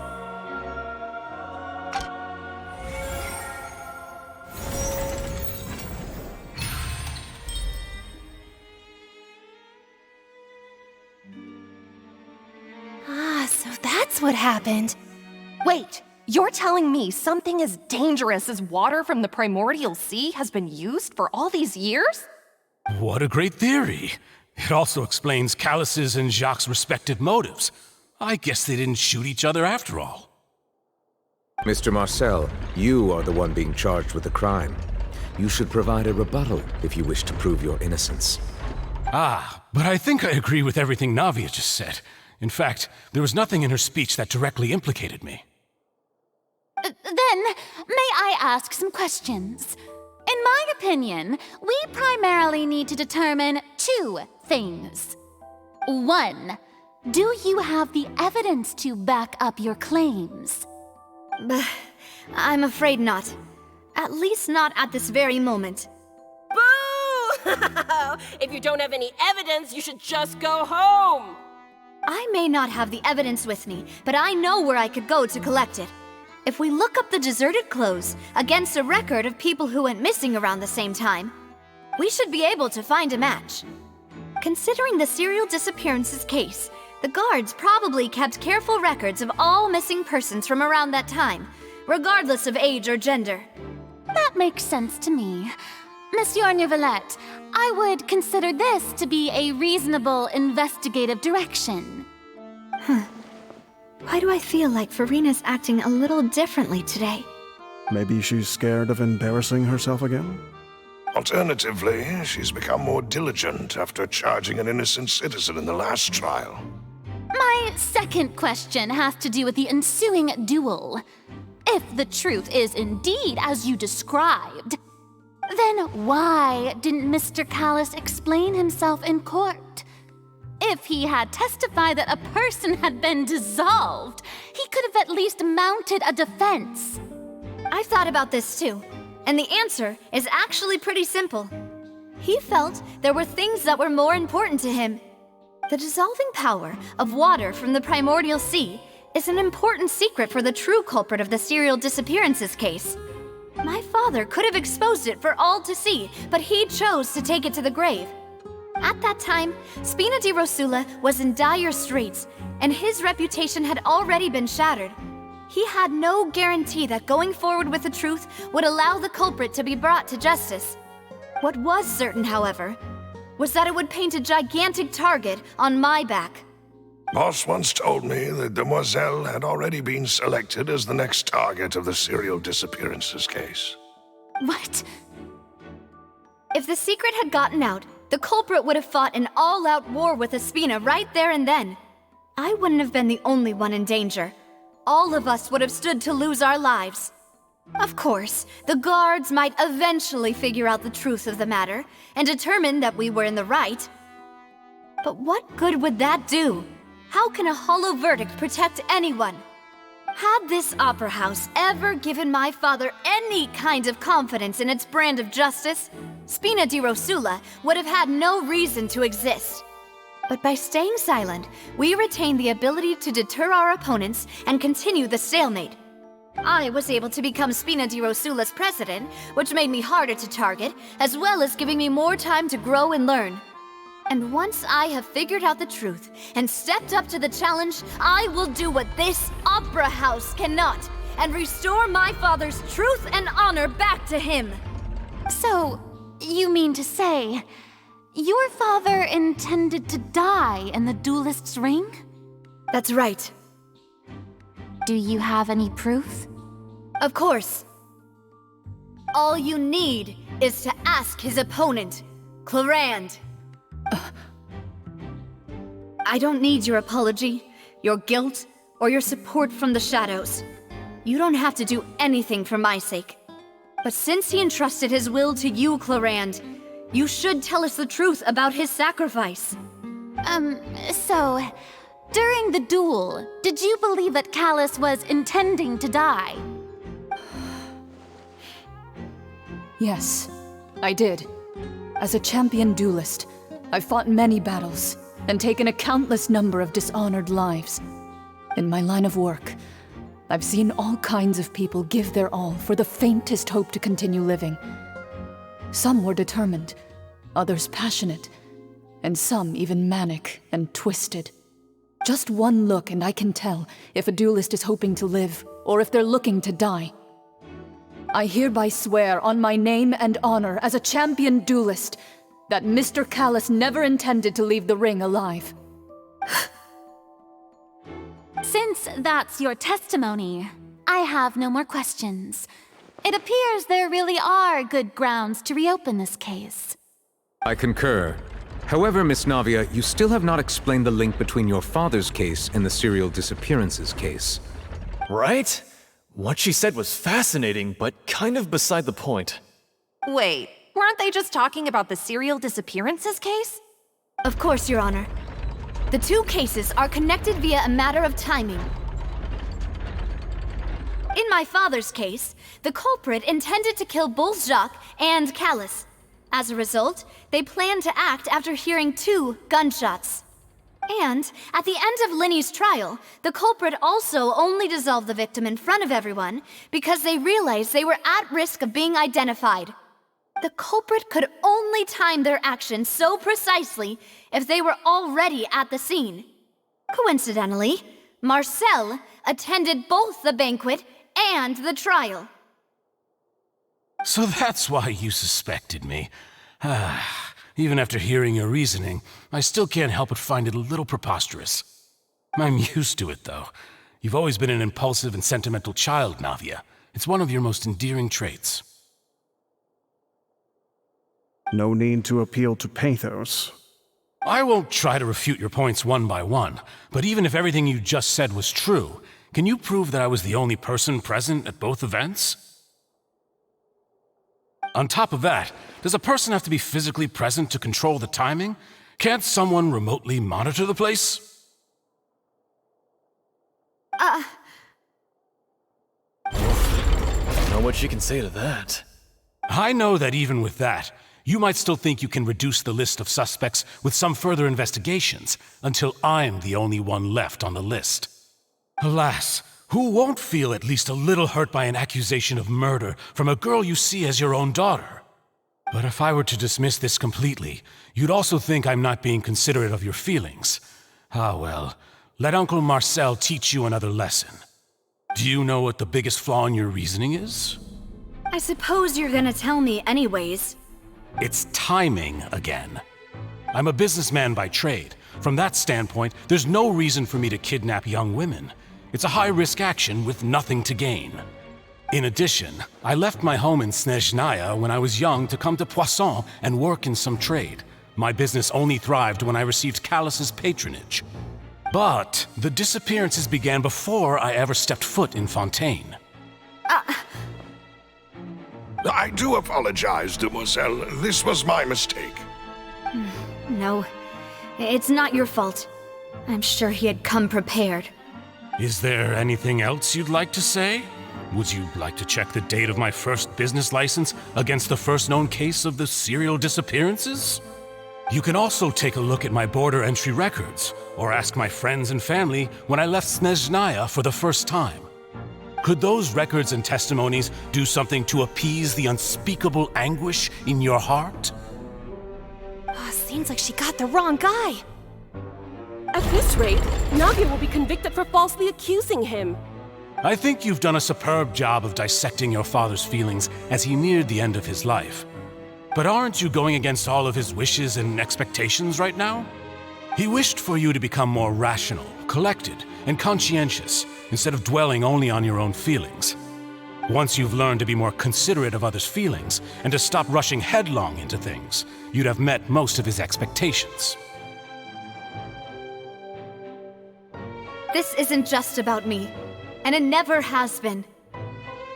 The biggest difference between me and the rest of the victims is that I still have the ability to search for the truth, while that same agency has long been taken from them.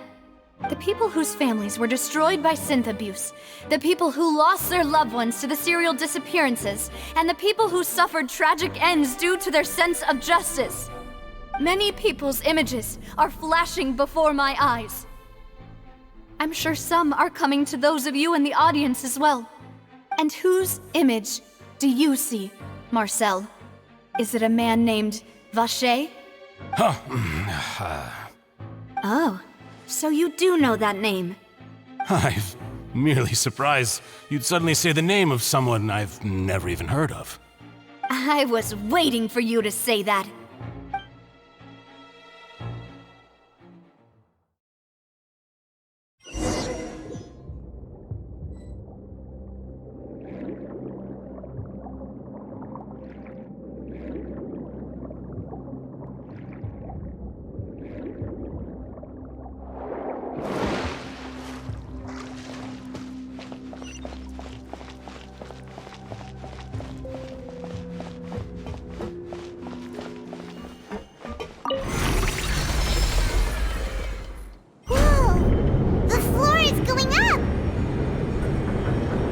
Is it because of this mechanism in the middle? That guy really prepared a lot of stuff for this place.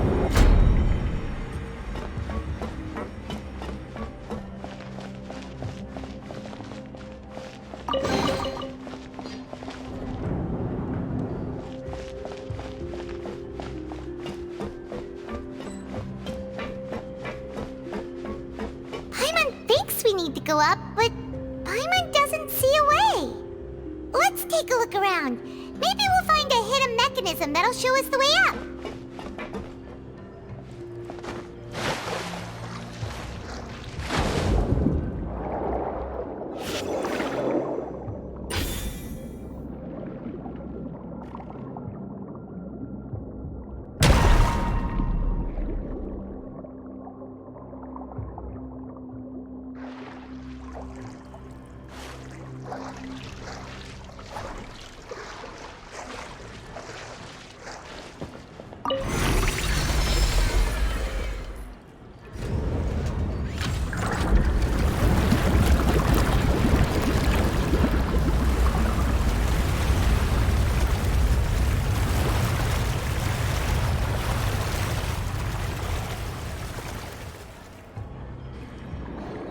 The water level is rising! Now we can swim to the top! But this is still a ways away from where we need to go.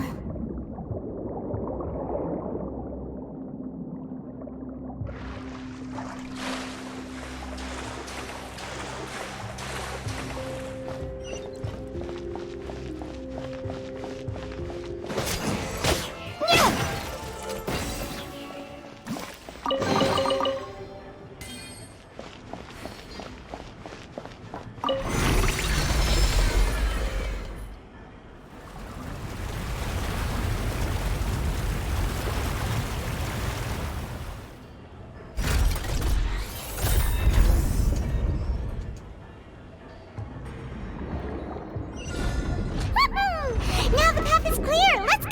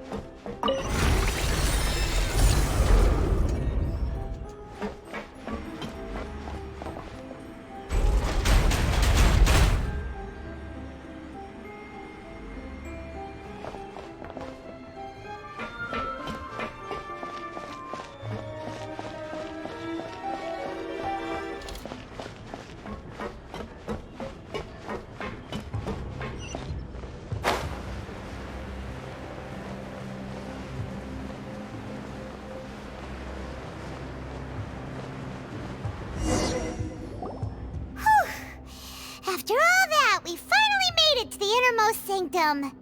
Though, as expected, the mastermind isn't here. That's right. Then let's hurry up and find some evidence so we can get back to the Opera House and help Navia. What's this over here? Looks like some kind of place for research. Experiment number 16 aims to verify Jacob Ingold's research conclusions on the primordial sea and use his theory as a foundation to achieve a breakthrough. The experiment was a failure. No individual managed to resurface from the water from the primordial sea. Female specimens 22, 23, and 24 were dissolved.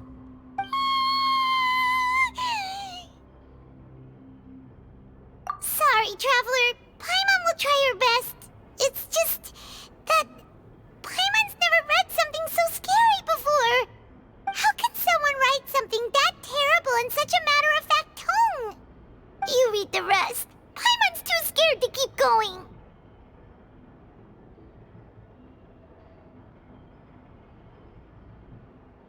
So that's why he did all of these experiments. Wait, did he really think he'd be able to find a way just by dissolving people over and over? That's just insane! Huh? Isn't that the name you heard by the fountain? Paimon thought he was an eyewitness in the serial disappearances case. Ah, you mean Vache is the one who did all of these... experiments?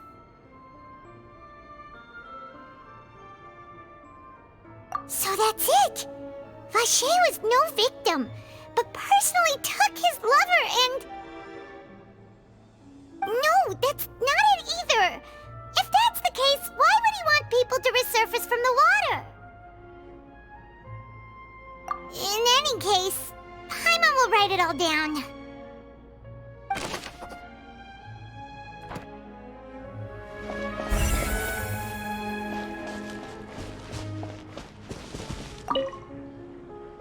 What's all this? Aw, it's a bunch of really cute things! Pink accessories, a hair tie, a necklace, even a makeup box.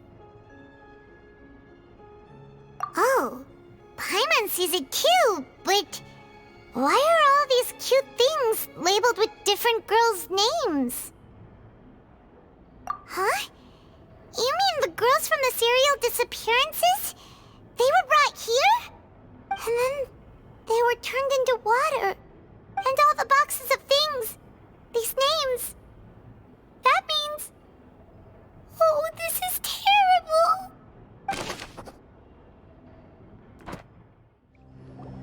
Whoa! There's so much synth here! And so many bottles of ingredients that probably just contain the waters of the primordial sea. Mixing in progress, ready to drink, stock sample? Huh. They've also got all the synth pretty clearly labeled. Whoa, there's even fruit-flavored synth? Yep, it's super obvious.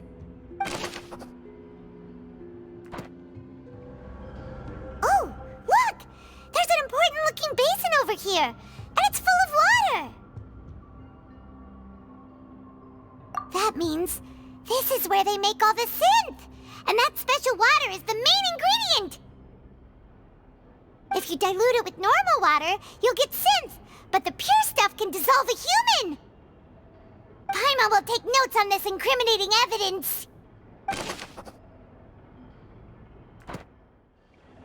Let's see what's written here. Nothing escapes Detective Paimon's eyes. Callus. Navia's father. Oh, this seems to be an investigation report on him.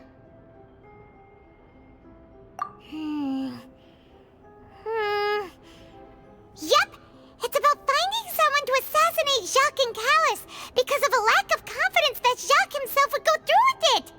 This should prove the existence of the third person, right? We still have not determined the exact content of the key information Callus has passed on to certain members of his organization.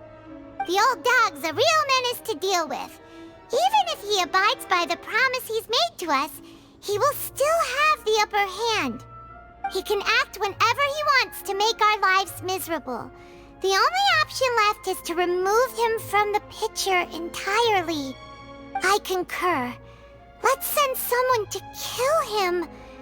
He won't declare war as long as we don't touch Navia. Oh, seems like we've got a bunch of correspondence between the higher-ups. They're all just so evil.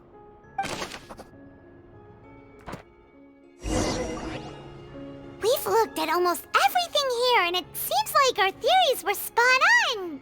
But... yeah, we haven't found anything that reveals his true identity. No wonder even Nervalette wasn't able to find anything. Whoever it is probably destroyed everything to do with that name a long time ago. That way, even if we bring all this back to the opera, we won't be able to identify the true culprit. Sure thing.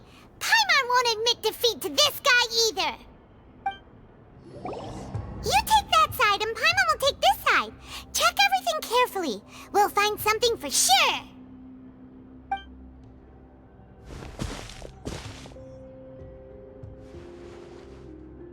Ugh. Nothing at all. And Paimon can't even find snacks either. Whoa, really? Let Paimon see. Vinier. Isn't that Vache's lover's name? Then you found her diary. Let's see. Aw. It's just a normal diary chronicling their love story. She was so sweet, too. Oh, Paimon feels even worse for her now.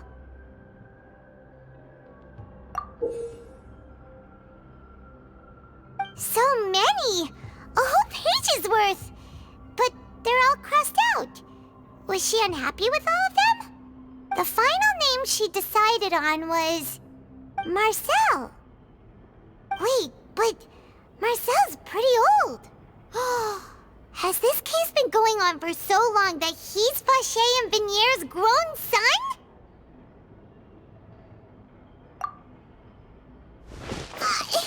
Hey!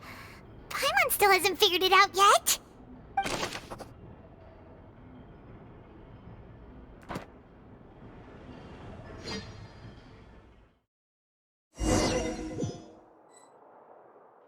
And whose image do you see, Marcel? Is it a man named Vache? Oh, so you do know that name. I'm merely surprised you'd suddenly say the name of someone I've never even heard of. I was waiting for you to say that. Navia! We're back! As expected of my partner. I just knew you'd return in the nick of time. Just how often do you intend to flout the rules of this court? It's all right, Monsieur Nervalette. Given their confidence, I expect they've found the crucial evidence.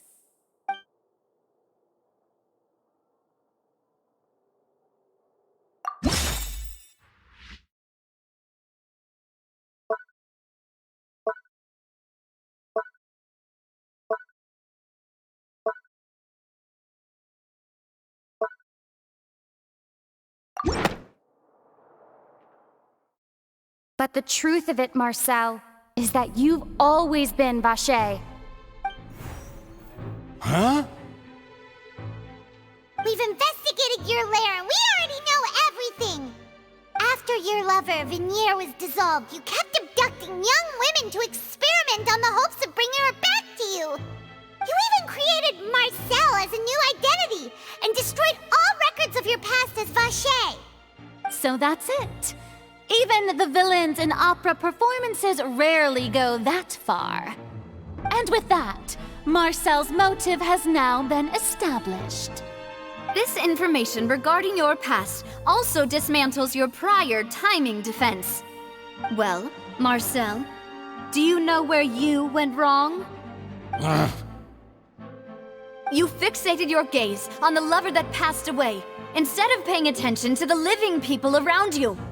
So, you never noticed how we changed, or how we grew as individuals. You also never understood Boss's real expectations for his daughter. Or our determination to see things through.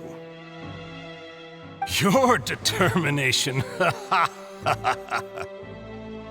Mr. Marcel, please speak up now if you would like to defend yourself. Otherwise, the trial will move on to the next stage. Do you really think I wanted to do any of this? Pay attention to you? What for? Have you ever paid attention to me? Ever empathized with my pain? Ever known how it feels to watch the love of your life dissolve right in front of your eyes? No one helped me. No one even believed me. All those decades ago, even the officers from the Maison Gardiennage were laughing at me. They said there's no way a human being can turn into water. So I must have gone mad from grief. Vignère's death was brushed away by all of you as if it didn't matter at all. Well, now you know, don't you? Ha! Well, it's too late now. All those who were dissolved are gone forever. You only have yourselves to blame. You set up this ornate opera house in pursuit of your so-called justice, your beloved drama, while turning a blind eye to the suffering of the people. Vignère is dead. We promised each other that we would always be together. Wherever she goes, I will follow. But I'm not from this blasted place, so I can't be dissolved, no matter what I do. Hey, is that water from the primordial sea that he's drinking? I can't dissolve! Can't dissolve! Can't dissolve! Do you all see? I can't go, I can't follow. So if I can't go where she is, what choice do I have but to try to bring her back? I did all of that, and in the end, that accursed Callus still got the better of me. I spent my entire life living on pins and needles, only to get stabbed by his idiot daughter at the very end. The suspect is exhibiting signs of mental distress. Guards, please restrain him. Don't touch me! Don't anybody come near me! I still need to save Vignère. A promise. We made a promise. Vignère. Vignère! Please, Vignère, don't think badly of me. All I want to do is fulfill our promise. At this point, the verdict of this trial is clear. With Mr. Marcel's conviction, the charges against Mr. Tartaglia no longer have any basis. Fine by me. I was in a bad mood, but after a show like that, I'm actually feeling pretty good. Traveler, please submit all the evidence you have collected to the guards, so that I might review and summarize the truth behind the serial disappearances case. The man now known as Marcel was originally named Vacher and worked as an adventurer with his partner and lover Vignère. During an underwater expedition, Vignère accidentally came into contact with water from the primordial sea and was dissolved in front of Vacher as a result. Vacher learned of the primordial water's existence through the work of others and began to kidnap young women for research, with the goal of discovering a method to restore Vignère back to life.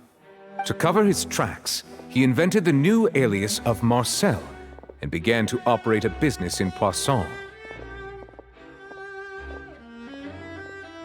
During the course of his research, Vacher discovered that a diluted concoction of water from the primordial sea can induce feelings of euphoria, and began to manufacture and market synth. However, as he accumulated wealth to fund his continued research and expanded the scope, he came into conflict with Spina di Rosula. After exchanging blows with Spina di Rosula for many years, Vacher decided to assassinate their president Callus at a banquet. Although the assassination did not go as Vacher expected, he was able to turn Callus into the murder suspect by dissolving the assassin he sent to the scene. And just recently, Vache attempted to frame Linny as the culprit of the serial disappearances case, using a similar method. However, his attempt to frame Linny failed, and the power of water from the primordial sea became public knowledge.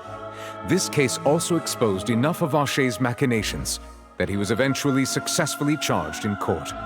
Thus concludes the enigmatic history of the serial disappearances case, with the truth revealed to all.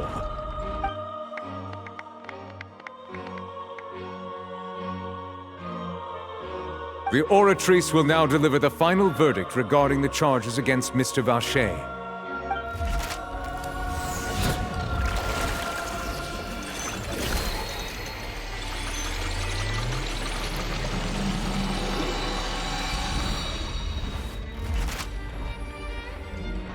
According to the judgment of the Oratrice Mécanique d'Analyse Cardinale, Mr. Vache is guilty. Guards! Take Vache away. Good. It's what he deserves. With that, the serial disappearances case is over now. We really just witnessed history. Who would have thought the true culprit would be such a polite and well-spoken guy? Yippee! We helped Navia bring the bad guy to justice! He's hurt so many innocent people and now he's finally getting what he deserves! Huh? Are you okay? Demoiselle, you were absolutely brilliant. The day our late boss had always hoped for has finally come. You can rest easy now, knowing justice has been served. Yeah. It's finally over. It's all thanks to you guys. And my partner. See, Papa? Spina di Rosula's still doing well with me at the helm. Well now, hasn't this been a most delicious piece of drama? The villain has been caught, justice has been served, past wrongs have been righted, and it's a big ol' happy ending. Since it's been such a great show, I'll just let the false accusations against me slide. Either way, I've still got some business to attend to, so if you'll excuse me... Please wait just one moment, Mr. Tartaglia. What now? None of this has anything to do with me. According to court protocol, since this trial was initiated due to a charge against you, a verdict must also be made regarding the initial charge before the trial can conclude. Oh, come on. Is this really necessary? Haven't you already caught the real criminal? Isn't it time for side characters like me to exit stage left? Please respect the laws of Fontaine. This has always been the rule. All right, but this sure is a lot of hassle. All I need to do is stand over there, right? Let's just get this over with. Through evidence presented in the public trial that was just held, it has been established that Mr. Tartaglia has no direct connection to the serial disappearances case. The guilty party has been identified, and thus it is logical to suppose Mr. Tartaglia is innocent of the charges. We now turn to the Oratrice Mécanique d'Analyse Cardinale to render the final verdict on the charges.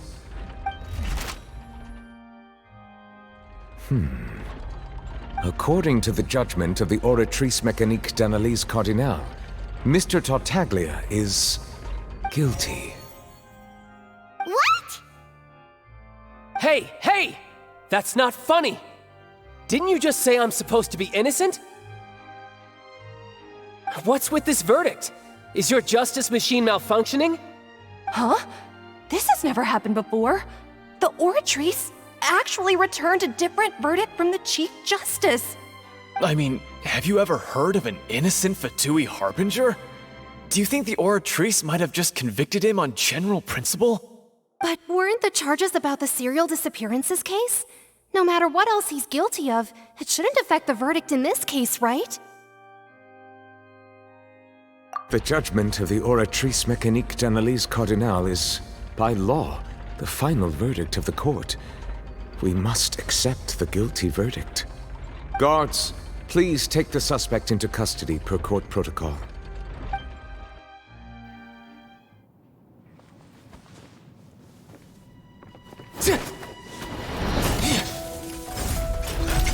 So this is how justice is done in Fontaine. What a joke. You've got your rules. Well, I've got mine too!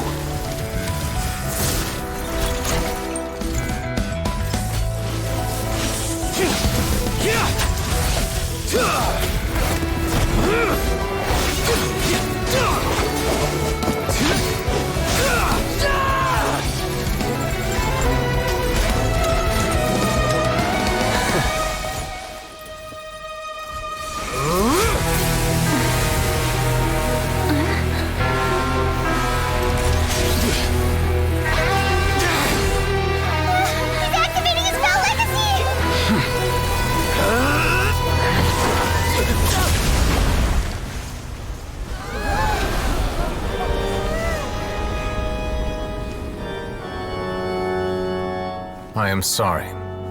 If you have been wronged, we will find the truth. But the rules of the court must be upheld.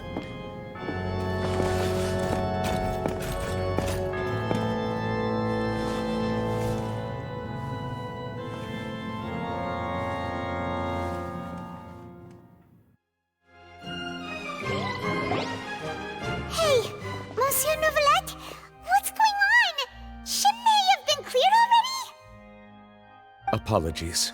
This is also the first time I've encountered such a situation. However, according to the rules established at the conception of Fontaine's court system, the Oratrice's judgment is the final verdict of the court. All I do is follow court procedure. As for why the Oratrice arrived at the conclusion it did, you should probably ask someone more knowledgeable than me.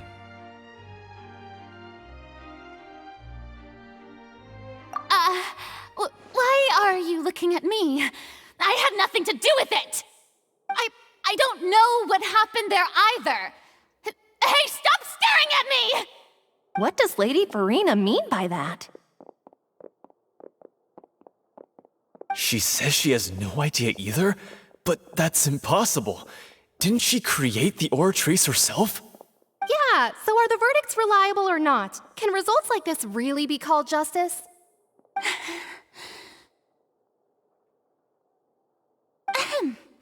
My dearest citizens, did you really think we'd allow an incorrect verdict to be handed out in this court?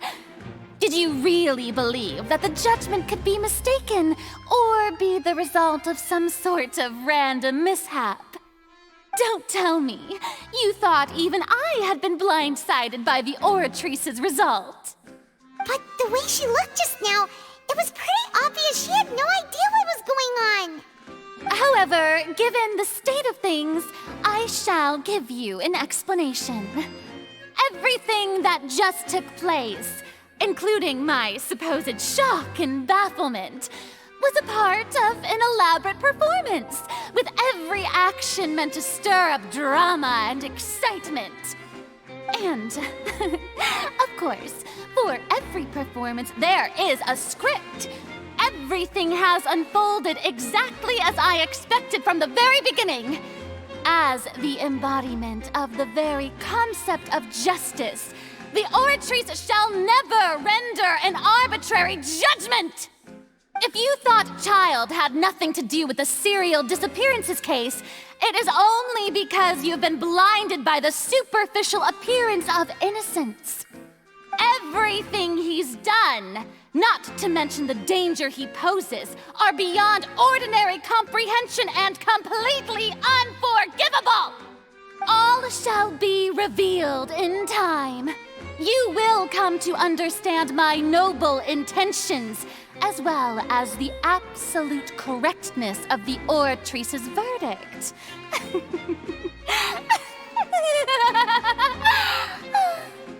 Now, having said that, although I hate to leave things hanging in suspense, it is now time for this performance to end. As the lead actress, I shall be the first to take my leave. Toodaloo! So she chose to make her escape after all, did she? So you're saying we shouldn't put much stock into what she just said? She probably just put on that performance to save face. As for the truth, it's unlikely that she actually has any idea. However, please be assured that I will continue to investigate this case in a personal capacity. Just as I promised, if the judgment has been incorrect, we will do our utmost to clear his name. All right. Even though we feel pretty badly for him, we'll take your word for it for now. After all, he's done plenty of bad stuff, so he should have known he'd go to prison someday, right? Oh, Monsieur Neuvillette, that power you showed when you took him down. Who are you really? I'm the Chief Justice of Fontaine, of course. If officers of the law lack the strength and capability to enforce it, then it makes a mockery of justice.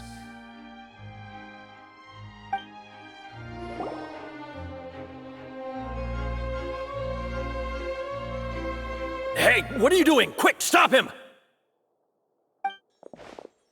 Traveler! Hey! Traveler! Marcel! What are you doing over here? Stop resisting arrest! Cease, or we'll add another charge to the list! No, wait! I just want to ask the Traveler something. I'm not looking to run away. Please, just let me ask this one small thing. Go on. Thank you. I was being led away when I finally realized something. Where did you first hear the name Vacher? I erased all records of that name. So, unless... Are you still trying to prove your innocence? Give it up. You've already been convicted. Really? You did? You're sure? You met her? But how could that be? How did you manage to do it?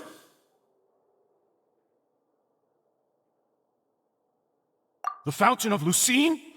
Then she's been so close to me all along. And I just never... Please give me a chance to talk to her again. Just let the Traveler take me to the fountain to see her one last time. This is the last request I'll ever make in my life. You can do whatever you want to me afterwards. I don't care. What? Give an inch and you want to take a mile? Do you think serial killers get to make requests like that? Paimon agrees. Why should we give him what he wants when he's only done a ton of super terrible things? This request, is it worth as much to you as your life? Of course! Wait, no. It's worth even more than my life. Humans.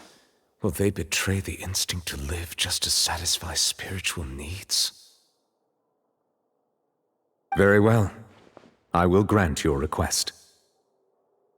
Your Honor, I fear that... I will go with him. You do not need to worry about any escape.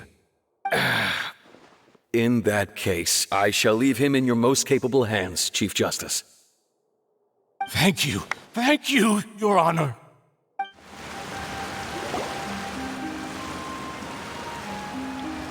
Is this the place? You said she's here, but what do I need to do to see her?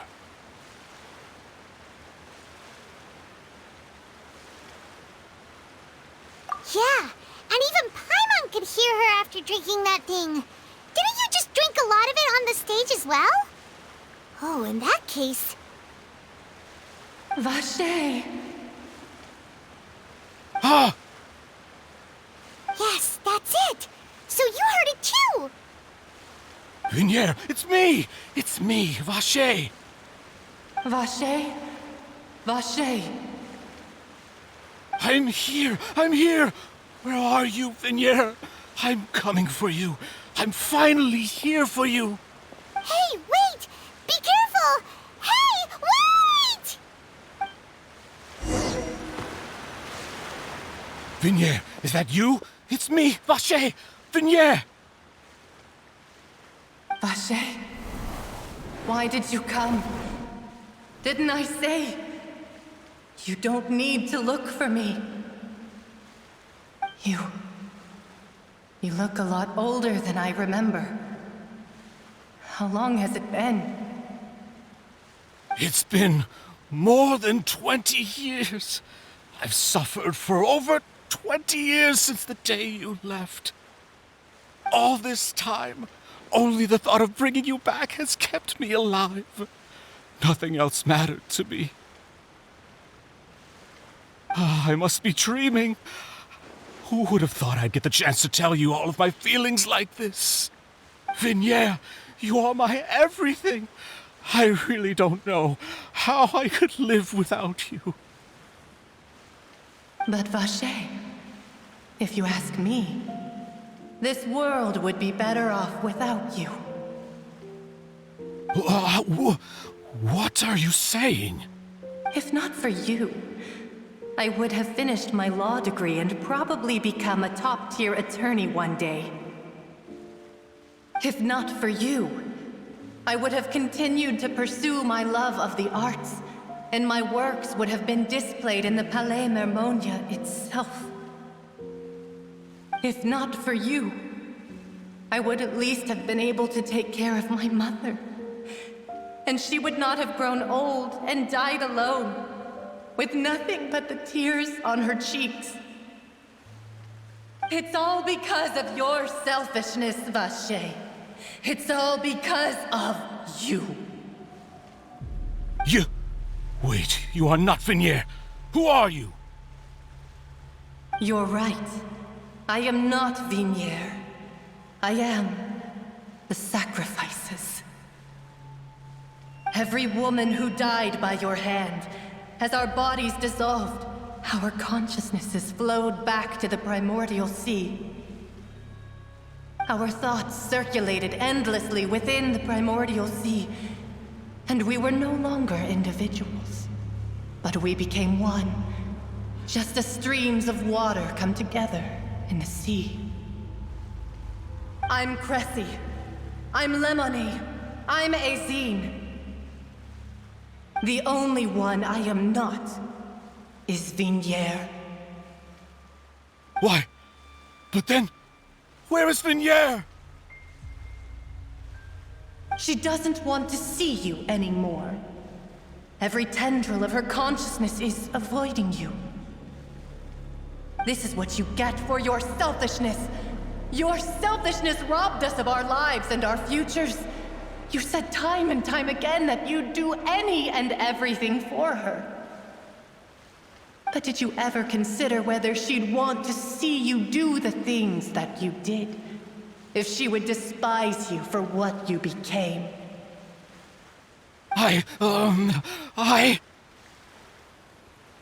You are a liar, a heartless murderer, and a cowardly narcissist. The only thing you are not is Vignere's beloved. From the moment your first victim died and her consciousness merged with Vignere's, she has had nothing but pure hatred for you.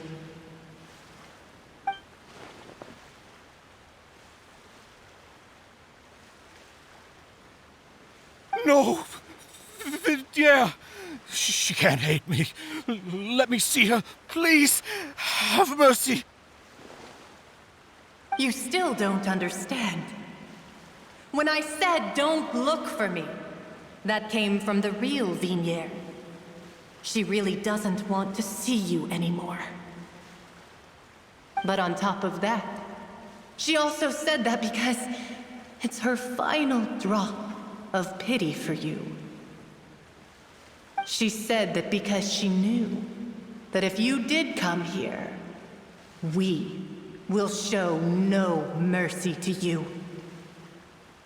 Vache. Vache? Vache? Vache. Vache. Vache. Vache. Drown.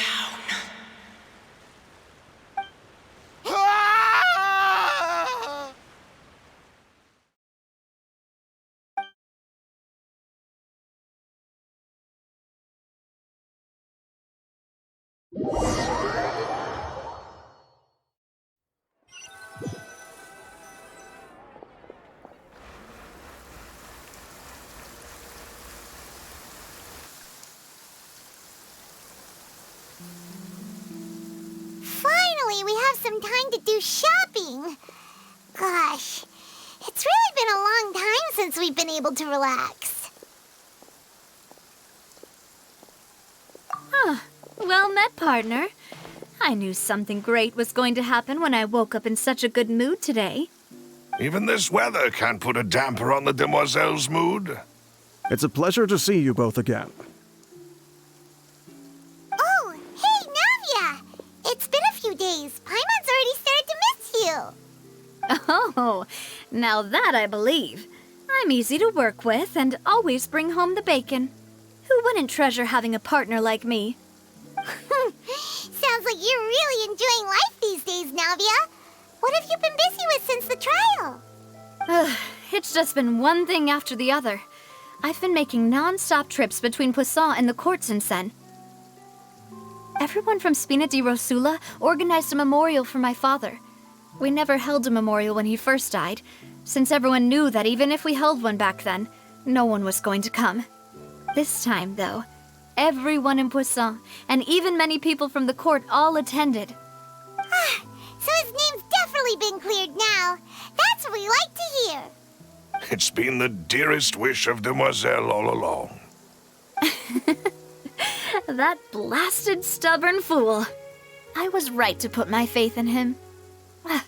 I'm so glad I didn't give up on the case all those years ago. Oh, by the way, I ran into Charlotte just after I left the memorial service. Well, maybe it'd be more accurate to say I knew she would be there, and there was no way she'd just let me go. Huh? So you know Charlotte too? The Charlotte? Journalist from the Steambird? Yeah, way back when I first became the president of the Spina di Rosula, she was all over me. Wouldn't take no for an answer. I believe the story was called The True Heart of Darkness, Secret Tales of the Yellow Rose. To be fair, though, it was a really flattering feature. So, we've been on pretty good terms ever since. She was trying to lean on our friendship to get me to do an exclusive piece on the serial disappearances case. Oh yeah, she told us about that. She's always been super interested in that case, so now her wish has finally come true too. Anyway, I told her to make sure that when she writes about you guys entering the opera house with the critical evidence, that you both sound really cool. Now that's another thing to look forward to. We trust Charlotte's skills with a pen for sure. Oh, and in other news, I also took Clarand out for a meal. Oh, are you two on better terms now? While you were investigating Vashay's headquarters, Clarand gave testimony on my father's behalf. It was thanks to her that we were able to turn the tide. I wanted to thank her. I mean, there's also no point in being awkward all the time, so we took the chance to reconcile with each other. Oh, that's great. Paimon also thought Clarand wasn't actually a bad person. It's always good to have more friends. Anyway, now that the case has finally been solved, perhaps it will slowly begin to fade from the public consciousness. Oh, actually, there's still one last thing I need to do. What is it? I should pay a visit to my father's grave and tell him the truth of what happened, as well as how it all ended. And on top of that, just how much people still look up to him to this day. That includes me, too. Miss Navia. Indeed. We want to go too! We also think Callus is a really admirable person. Sure thing. I'd like you two to share the moment with me. After all, without you, there might not have been such a positive ending. And in that case, everyone, let's be off. Considering the recent weather, we'll be lucky if we can reach Poisson before dark. Yeah, you're right. It's been raining non-stop for a few days now.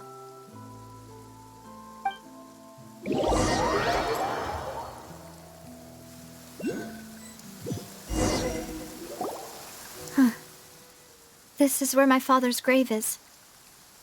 To be perfectly honest, even I haven't been back here for a long time. Huh? There's someone there already. Wait, that figure. It can't be. Isn't that Nervalette? Why would the Chief Justice be here?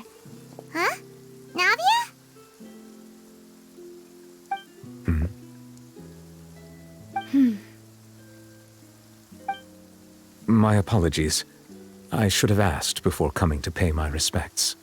Don't say that. Sorry about that. Oh, I was trying to say there's no need for you to apologize. I wanted to show my father how much I've grown, but still, I doubt I've grown to the point that even the Chief Justice would feel compelled to apologize to me over and over. In that case, I will stop apologizing for now. You really could use some pointers on understanding human emotions, Monsieur Neuvillette. In any case, why did you come to Poisson? Well, ever since that day, I've been turning a question over and over in my head. Just what is justice anyway? There was once a time when I didn't want to believe that there could be anything more important to humans than life itself. Oh, rather than that, it's probably more truthful to say I didn't believe humans were capable of resisting the most basic instinct of living things. That they could rebel against their own nature, or consider certain things to be more important than their own lives. Which is also why I didn't stop your father from beginning that fateful duel. I believed that a truly innocent man would never throw away his life like that. That there was nothing, should have been nothing more important than one's own continued survival. But Mr. Callus proved me utterly and decisively wrong. If not for his sacrifice, the serial disappearances case would have remained unsolved to this day. Mr. Callus made the choice he did for his daughter, for his associates, and for many people completely unrelated to him. And in the end, from a certain perspective, one could say that he did it all for the sake of justice. A justice that's higher than life itself. So, you asked me why I came here. I just wanted to say my apologies to Mr. Callus in person. I should have noticed all of this much sooner. This regret has filled me with a sadness that has haunted me for days. That high and mighty chair in the Opera Epiclese indeed insulates one from many important things. Spina di Rosula, thank you so much for your hard work and perseverance. I'm sorry for being mad at you before. So, you're actually one of those types that's cold on the outside, but pretty thoughtful on the inside, huh? That reminds me of Silver, one of my guys. Sorry about that. Self-expression is not one of my strong suits. Didn't I just say you don't need to apologize? So Navia and Neuvillette seem to have made their peace as well. Let's not disturb them for now. We can wait till after they're done.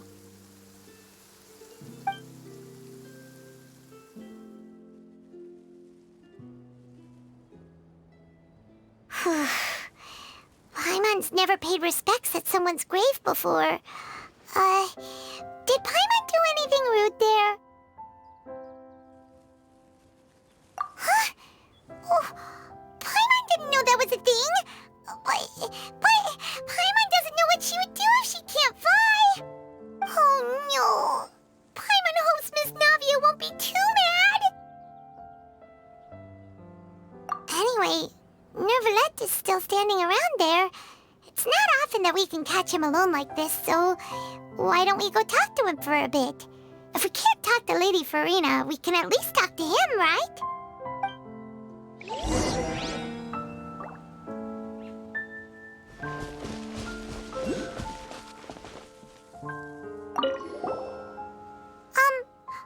Paimon's really sorry, Navia, but Paimon did something pretty disrespectful just now. What are you saying, Paimon? I don't think I get it. Well, aren't you not supposed to fly around someone's grave? Huh? Who told you that? Hey, Traveler! Why did you mess with Paimon again?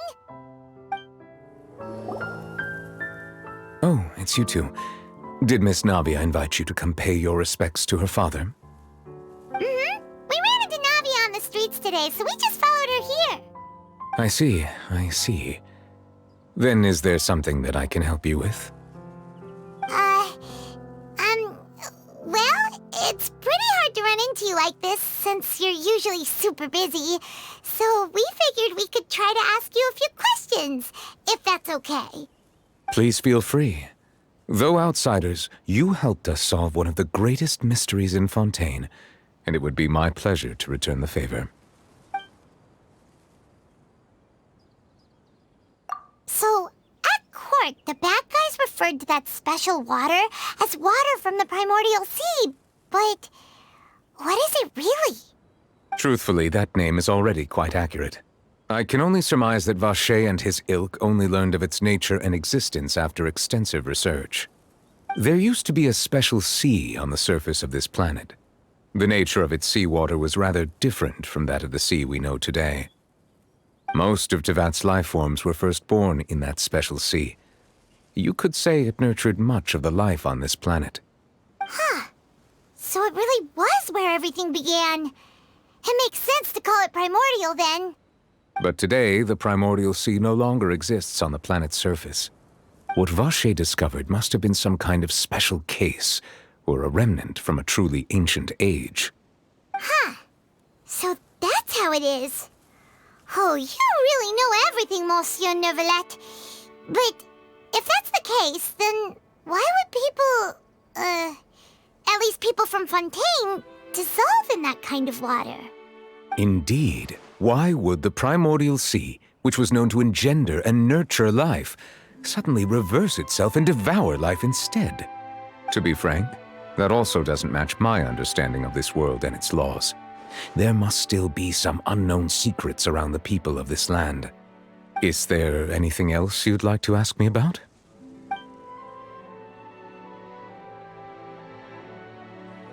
That the sea levels will rise and everyone will be dissolved in water, leaving Furina crying alone on her throne, but the sins of the people will be finally washed away for good. Does that appropriately summarize the version you've heard? That's right! It was Linny that told us back then. And that about covers all the main points. Yes, up to the present, I think we reached a point where we have no choice but to confront this prophecy directly. Rumors have it that this prophecy is rooted in the last words the former Hydro Archon left to the world before she passed away. A prophecy? Of the former Hydro Archon? Wow. This is the first time that we've ever heard of it. 2 parts of the prophecy have already proven correct. The rising sea levels and the ability of the people of Fontaine to be dissolved. We should be more vigilant and stay on the watch for further signs. Speaking of the prophecy, Furina has also always taken it quite seriously. Indeed, she has been collecting information and intelligence from across Teyvat for this purpose. If the rumors were true, then perhaps this prophecy is the conundrum left to Furina by her predecessor. But with Furina being the way she is, can we really trust her to solve it? Is there anything else you'd like to ask me about? My apologies. My investigation has still not reached its conclusion. However, I still believe the judgment of the Oratrice was not rendered arbitrarily. Huh? But you also said you thought he was innocent. For many years, I have been quite aware that the Oratrice does not simply mechanically repeat the verdict that I give on each case. As a divinely created mechanism, the people's unified faith in the concept of justice is integrated into it. Not only can it produce the incredible power of indemnitium, but it likely also possesses other traits, such as self-awareness. Which is all to say, I have been prepared for a situation like this for a long time. Huh. So when Linny told us that he heard a human voice from the room where the Oratrice's core is stored... I was not aware such a thing had occurred. Perhaps that could serve to prove my conjecture. I will add that to the list of items to investigate. In any case, I am inclined to believe that the Oratrice does have a methodology all its own. We just do not have enough information. Based on Furina's reaction, I doubt even she had any idea what was going on. She managed to bluff her way through it, though, with her time-tested twin tricks of bravado and drama. While we do intend to get to the bottom of this, for now, we regret to say that the Fatui Harbinger will just have to bide his time in the fortress of Meripede. If we did incorrectly convict him of crimes he did not commit, we will most certainly compensate him to the fullest extent allowed by the law. If you ask Paimon, the only compensation he'll want is a no-holds-barred fight with you. Is there anything else you'd like to ask me about? Your sibling, another blonde-haired traveler. I'm sorry, but I've never seen anyone who matches that description. If he ever stepped foot in Fontaine, I'm sure he followed our laws to the letter and had no reason to appear on the stage of the opera Epiclese. Is there anything else you'd like to ask me about?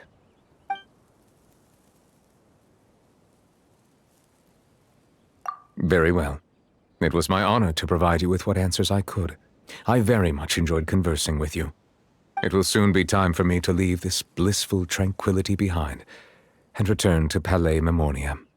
You really are super busy, Monsieur Neuvillette. Paimon thought you only came here to pay your respects today because you had the day off. Crime and villainy do not have the day off, and so justice must work around the clock as well. This is merely the nature of a justice's work. All right. You've got a point. Huh? Paimon just noticed that the rain has stopped.